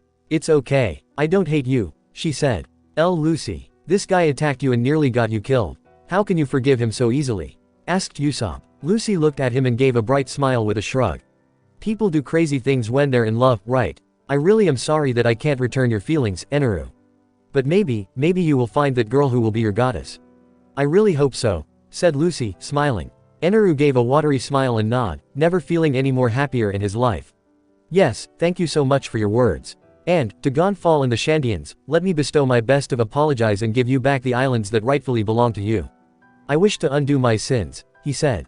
The people he called couldn't agree more. Once everything was packed and ready, the Straw Hat bid their farewells to the natives, wolves, and once god. They were now riding on the calm cloud trail, all of them, surprisingly, doing quite things. Oh come on, you know I'm kidding right? Everyone knows that after winning something that's been going on for 400 years, you just gotta have a celebration. We may not be related, but the bonds that we've created are strong enough to call family. As long as we're at sea, with other tides have faded, we will still be here. We're more than friends, we are a family. Everyone on the crew was singing the Ameri tune, celebrating with the help of a little sake. They were dancing and having fun, being the cool and misfit crew they were. Lucy giggled and twirled as her part came. You can go and explore every wave and island of the ocean. But even then you won't find a crew that holds a candle to ours. Nami joined in. The crew on our ship is all misfits. But we're the best misfits around. Then Zoro joined, pink in the face from all the alcohol he drunk. Abandon logic, we don't use it. Let go and ocean's bound. Usopp came in. Every day. Danger is here, but somehow we all survive. Now everyone. We risk our lives on a daily basis, the treasure of our minds the ultimate find. Lucy jumped and laughed. We're the best in all of the sea. We'll never back down, because together we'll succeed. Now they all began to dance in a circle. We may not be related, but the bonds that we've created are strong enough to call family. As long as we're at sea, with other tides have faded, we will still be here. We're more than friends, we are a family. Everyone clapped and danced some more, feeling as light as air and ready to take on the world. Zoro grinned at his captain. Ready for the next journey, Captain? He asked, glad to see that adventurous twinkle in those coral black eyes. You know I am. Disclaimer: this story do not belong to me. The author is Queen of the Pirates by Mustar 0013. Respect to author. The end.